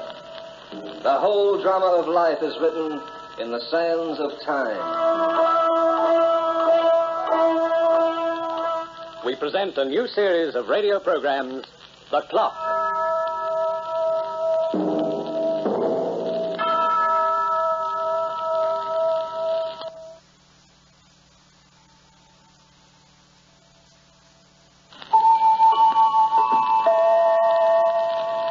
Time is most dramatic in the streets of a great metropolis. Like a three-act play, it divides itself into exposition, development, and climax. Morning and afternoon, the streets are alive with busy people going about the process of earning a daily living. In the evening until midnight, these same people may be found searching for relaxation in the theaters, the restaurants, the cafes. But after midnight, when the law-abiding citizens have gone home to bed, the city streets take on a different aspect. The pavement's empty, the brightly colored lights go out. Deepening shadows take their places, shadows that give refuge to human bats who emerge, blink their liver-colored eyes, seeking the likely victim. Until dawn, the streets are haunted by the shapes who fear the light, and the city canyons sometimes echo with the shrieks of sudden death. What's the big idea? I'm sorry. Did I frighten you? You've been following me for over an hour. Yes, I have. Why? Perhaps you interest me. Well, go on. Take a walk before I call a cop. You won't call a policeman. Look, mister, go find yourself another girl. I'm not your type. But I assure you I meant no harm. You look hungry. Don't be silly. You don't have a cigarette on you. Yes, I think I have. Thanks. Light? Yes. Okay. You've done your good turn for the day. See you around. Just a minute. Let go my arm. You mustn't be so impulsive. Let me go or I'll yell for the police. And have him find that wallet in your bag? What wallet? Mine. You just took it from my pocket while I was lighting your cigarettes. Well, you ought to know better than to carry it on your hip. Here. Thank you. Well, go on. Yell for a cop. I don't intend to. On the contrary, I'd like to provide you with a meal. Are you kidding? We may find a restaurant open around the corner. Will you join me? With pleasure, mister.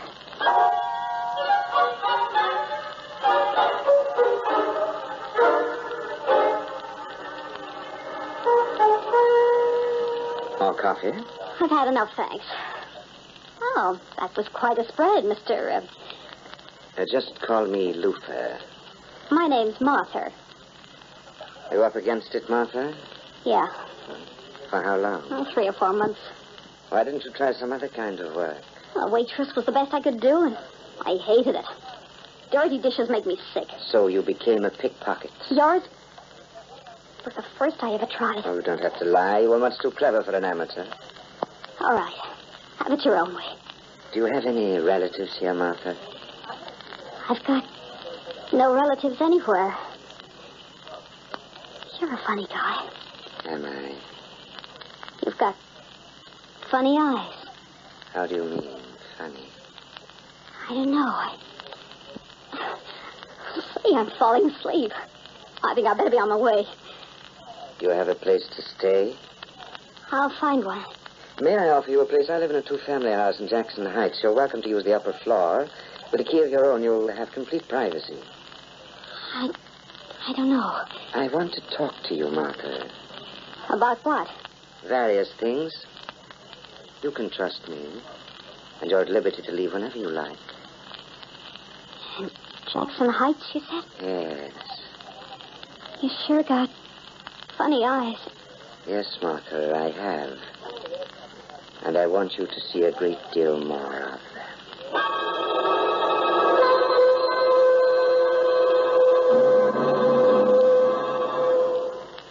Sit down, Martha. I don't think I should have come. You still don't trust me? I don't trust anybody. Here, this is your key. No.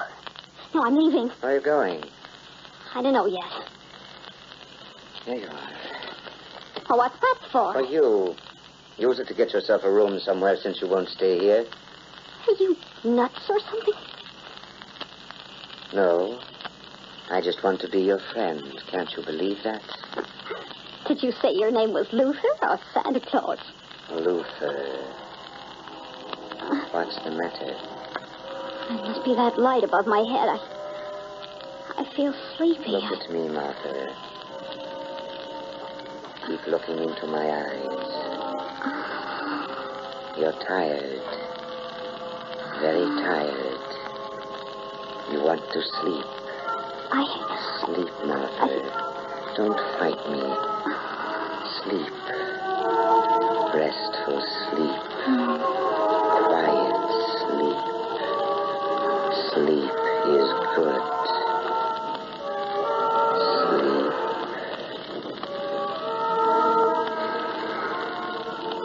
Answer me when I speak to you, Martha. Can you hear me? Yes. Good. When you awake, you won't remember having been asleep. But you will remember this. Exactly 2:30 tomorrow, you must return here. 2:30. And from now on, when I command you to sleep, Martha, you will sleep. Yes. Now wake up, Martha. Wake up. Wake up. What? Oh, I was leaving, wasn't I? Yes. Well, thanks for the money. I'll give it back. You must have a lot of faith in human nature. How do you know I'll come back at all? I'm sure you will, Martha. Very sure. Good night.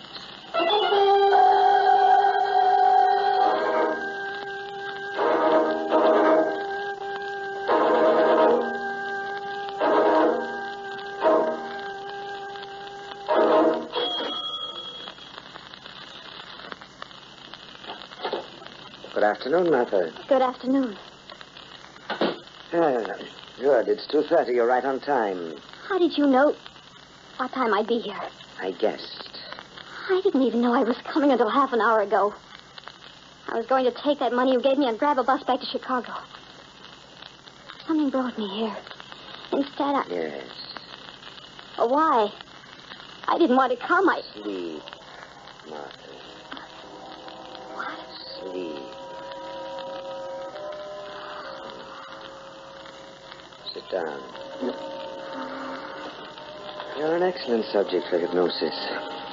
Did you get a room last night? Yes. Where? Hotel Clayton. You will keep that room. Are you a thief, Martha? Yes. Would you steal again? If I had to, Are you a murderer, Martha? Answer my question. Are you a murderer? No. But you would kill, wouldn't you, if you had to? No. Why not? I don't like to kill. Are you afraid? No. Would you kill to protect yourself? Yes. Yes, to protect myself. Good enough. Now listen very closely. I have instructions for you. First, here is a gun. A gun? You know how to use one? I think so. Put the gun in your handbag. And go to this address. You will arrive there at 5 minutes to 4. You hear? Yes. You ring the bell, and the woman will answer. A tall woman. When she comes to the door, you'll pretend to faint. Faint? You'll collapse, and she'll carry you indoors. Then you'll revive and look at the clock in the corner of the room. Are you listening, Martha? Yes. When that clock chimes 4 times, you'll remove the gun from your handbag and shoot the woman through the head. No. Yes, Martha. That woman's your enemy. She hates you. You're killing her in self-defense.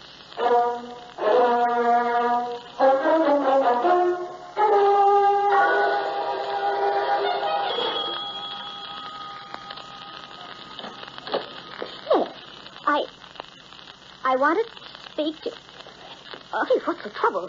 Did you get Oh, dear. Oh, I hope I can manage to lift you up. There. Now, here, just on the couch. Right. I'll call a doctor. No. Don't bother. Oh, you're feeling better. Yes. Who are you? My name's Martha. Well, what do you want? Why did you come here? I came here to kill you. Oh, you're my enemy. Are you crazy? I never saw you before in all my life. Why, that gun. It looks like my husband. No, don't. Put it down, for heaven's sake. Put it down. No, don't.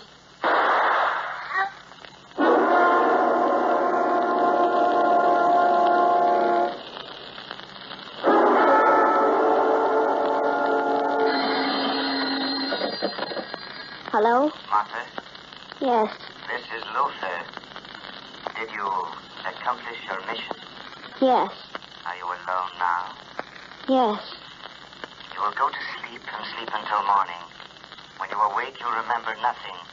Then you will come here, Martha, to me at noon. Very well. Sleep well, Martha. You've done a good day's work. Conserve your strength. I'll have use for it again in the very near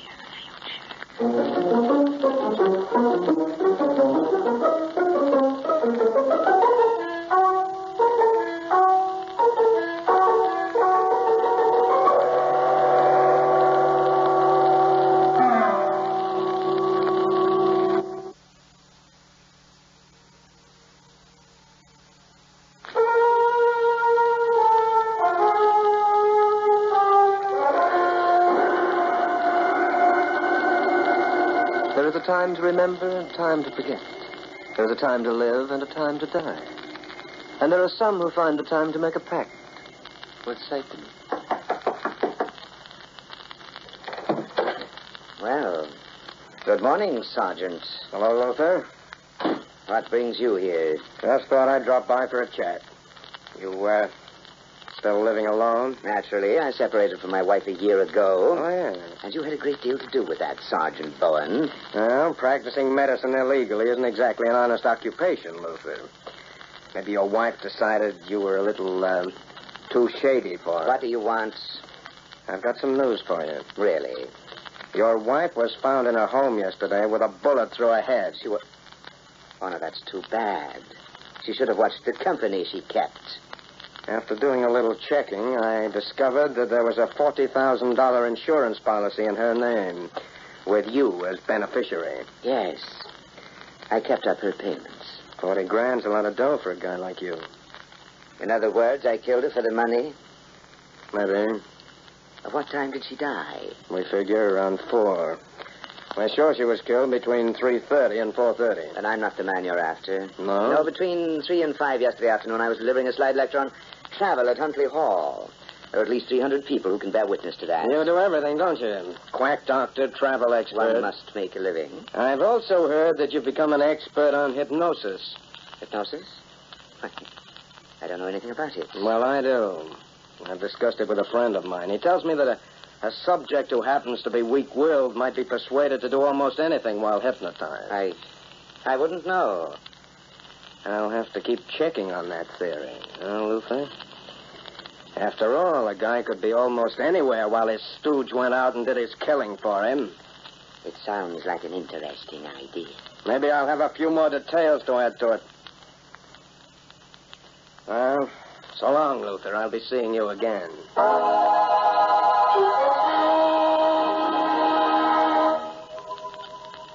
Sit down, Martha, Yes. and listen closely. I've found another one of your enemies. Who? A man named Bowen. He wants to give you the electric chair, Martha. Why? He wants to strap you into the seat and burn the soul right out of your body. And he will, Martha, unless you stop him. You still have my gun. Yes. And you will follow these instructions. This man Bowen lives in a secluded section. His house is next to a church. The church, Martha, has a clock in its tower. At 5 minutes to 10 tonight, you'll be waiting for this man in front of his home. 5 minutes to 10. You'll flirt with him and ask him for cigarettes. He leaves his work at 9, and he invariably arrives home at a little before 10. What does he look like? Slouch hats, blue suit, tall, heavy set, rather good looking. You will ask him if his name is Bowen. Yes. And you know what to do, Martha, when the clock chimes in the steeple.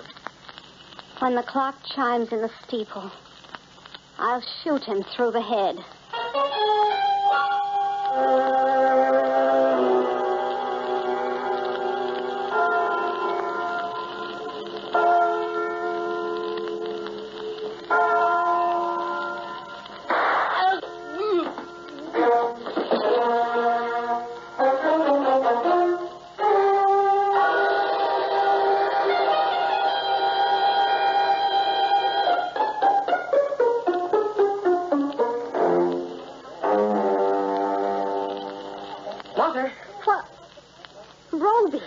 Martha? What are you doing here? It's taken me months to find you. Why'd you leave me? Because I wasn't good enough for you. Love me, Martha. You know you did. How did you know I lived in this hotel? I saw you on the street yesterday and followed you here. It was just one of those lucky breaks. I didn't call your room because I wasn't sure whether you'd see me or not. Said I came back about an hour ago and waited here in the lobby. I want you to leave, Roby. You'll never come back. Oh, Martha, for heaven's sake, what's got into you? Well, the good times we've had, the things we've done together mean anything at all? Not anymore. Martha. Good afternoon, Martha. Hello, Lucy. Aren't you going to introduce me to your friend? His name is Roby. I knew him before. I'm very glad to know you. How do you do? We're late, Martha. We'd better leave. Yes. Goodbye, Roby. Well, goodbye, Martha. We'll see each other again. Nice to meet you. Bye. Who is he? Just a boy I knew. He's in love with you? Yes. And you? I'm not good enough for him. He's the reason you left your home? Oh, what difference does it make? Look at me, Martha. You must always do as I say. You know that, don't you? Yes. I don't want you to ever see that boy again.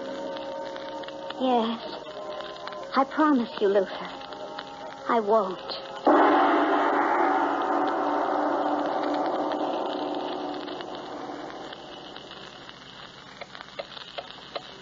No one has ever been able to hypnotize me.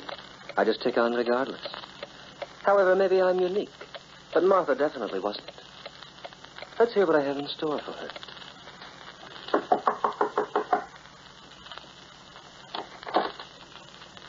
Remember me? Of course. I decided to come over and have a talk with you. About what? Martha. Well, what about her? She's been avoiding me for over a week now. She won't talk to me on the street. She won't see me in a hotel. That's too bad, Roby. Perhaps she doesn't like you anymore. She loved me once. I don't understand. Something's happened to her. Really? She can't possibly be in love with you. Why am I so horrible? And yet, she sees you almost every day. How do you know? Do you follow her here? What have you over her, Luther? I've cast a spell over her. I'm a witch. Would you like to see my broomstick? Answer me. Take your hands off me. Answer me before I shake the teeth out of your head. Can't you take a hint?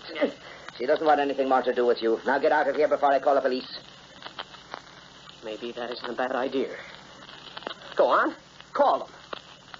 If I did, I'd turn the two of you in. What do you mean? Your friend Martha is a thief. That's a lie. Is it? Well, I can prove it, my friends. And I can send her to the penitentiary for 10 years. She's a thief I picked up in the gutter, and if you don't keep away from her, I'll send her right back to the gutter where she belongs. Now, get up.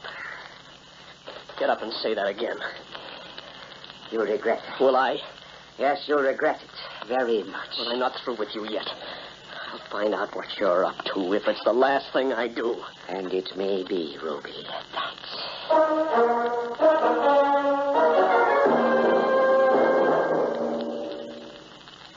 Sleep, Martha. Sleep and listen to me. I'm listening. I have another task for you. Someone else? Another enemy. Who? You know him well. His name's Roby. Roby? Yes.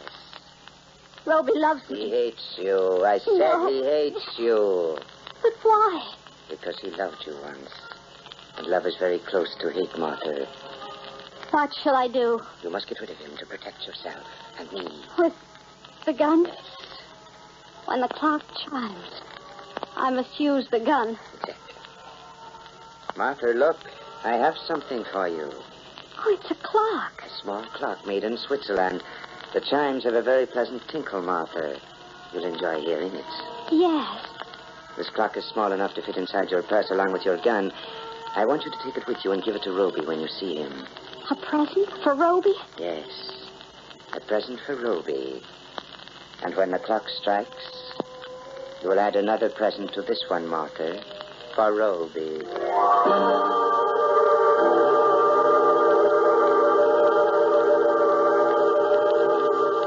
Martha. Oh, Martha, darling. You know what I've gone through in the past week? It's been miserable. But you wanted to avoid me. But now I know I'm wrong. Roby, I have a present for you. Darling, never mind the present. This is more important. Here, Roby. Take this clock. Martha, listen. That man you're seeing, Luther, he's dangerous. Isn't that a pretty clock, Roby? I checked up on him. He's been arrested before for impersonating a doctor. He's some sort of a hypnotist. His wife was murdered just a little while ago, Martha. At 9, the clock will chime. You'll hear music, Roby. Aren't you interested in what I'm saying?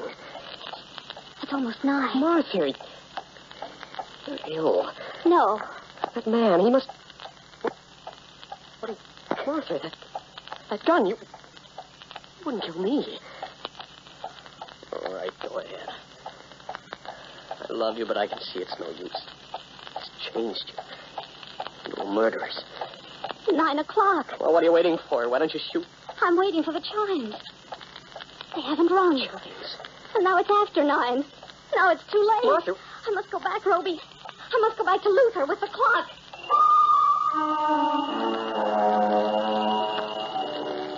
Come in, my dear. You look tired. Was it difficult? Yes. You should be glad he's dead, Martha. Now he's out of your way. But Luther, he's not dead. What? Roby's alive. What are you saying? I didn't kill him. You disobeyed my orders? You told me to wait for the clock chimes. I didn't hear them. Give me that clock. Here. You little fool. You should have killed him anyway. Where is he now? How did you get out of your room? He didn't try to stop me. He just said he'd get the police. The police? You told me to wait for the chime. Can't you see it was turned off? You should have pushed this button. I hear the chimes now. Martha. Martha, put down that gun. That's what I was waiting for, the chimes. Martha, the police are outside. The chimes are so pretty. He's going to kill me. Don't let it kill me. Don't let it kill me.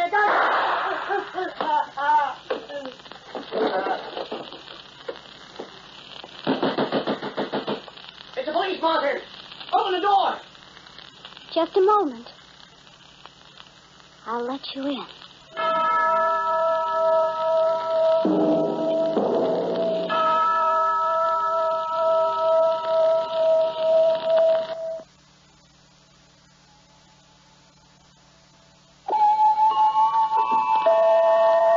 There is a saying that has long been inscribed in the halls of time, and Luther would have been wiser to take note of it.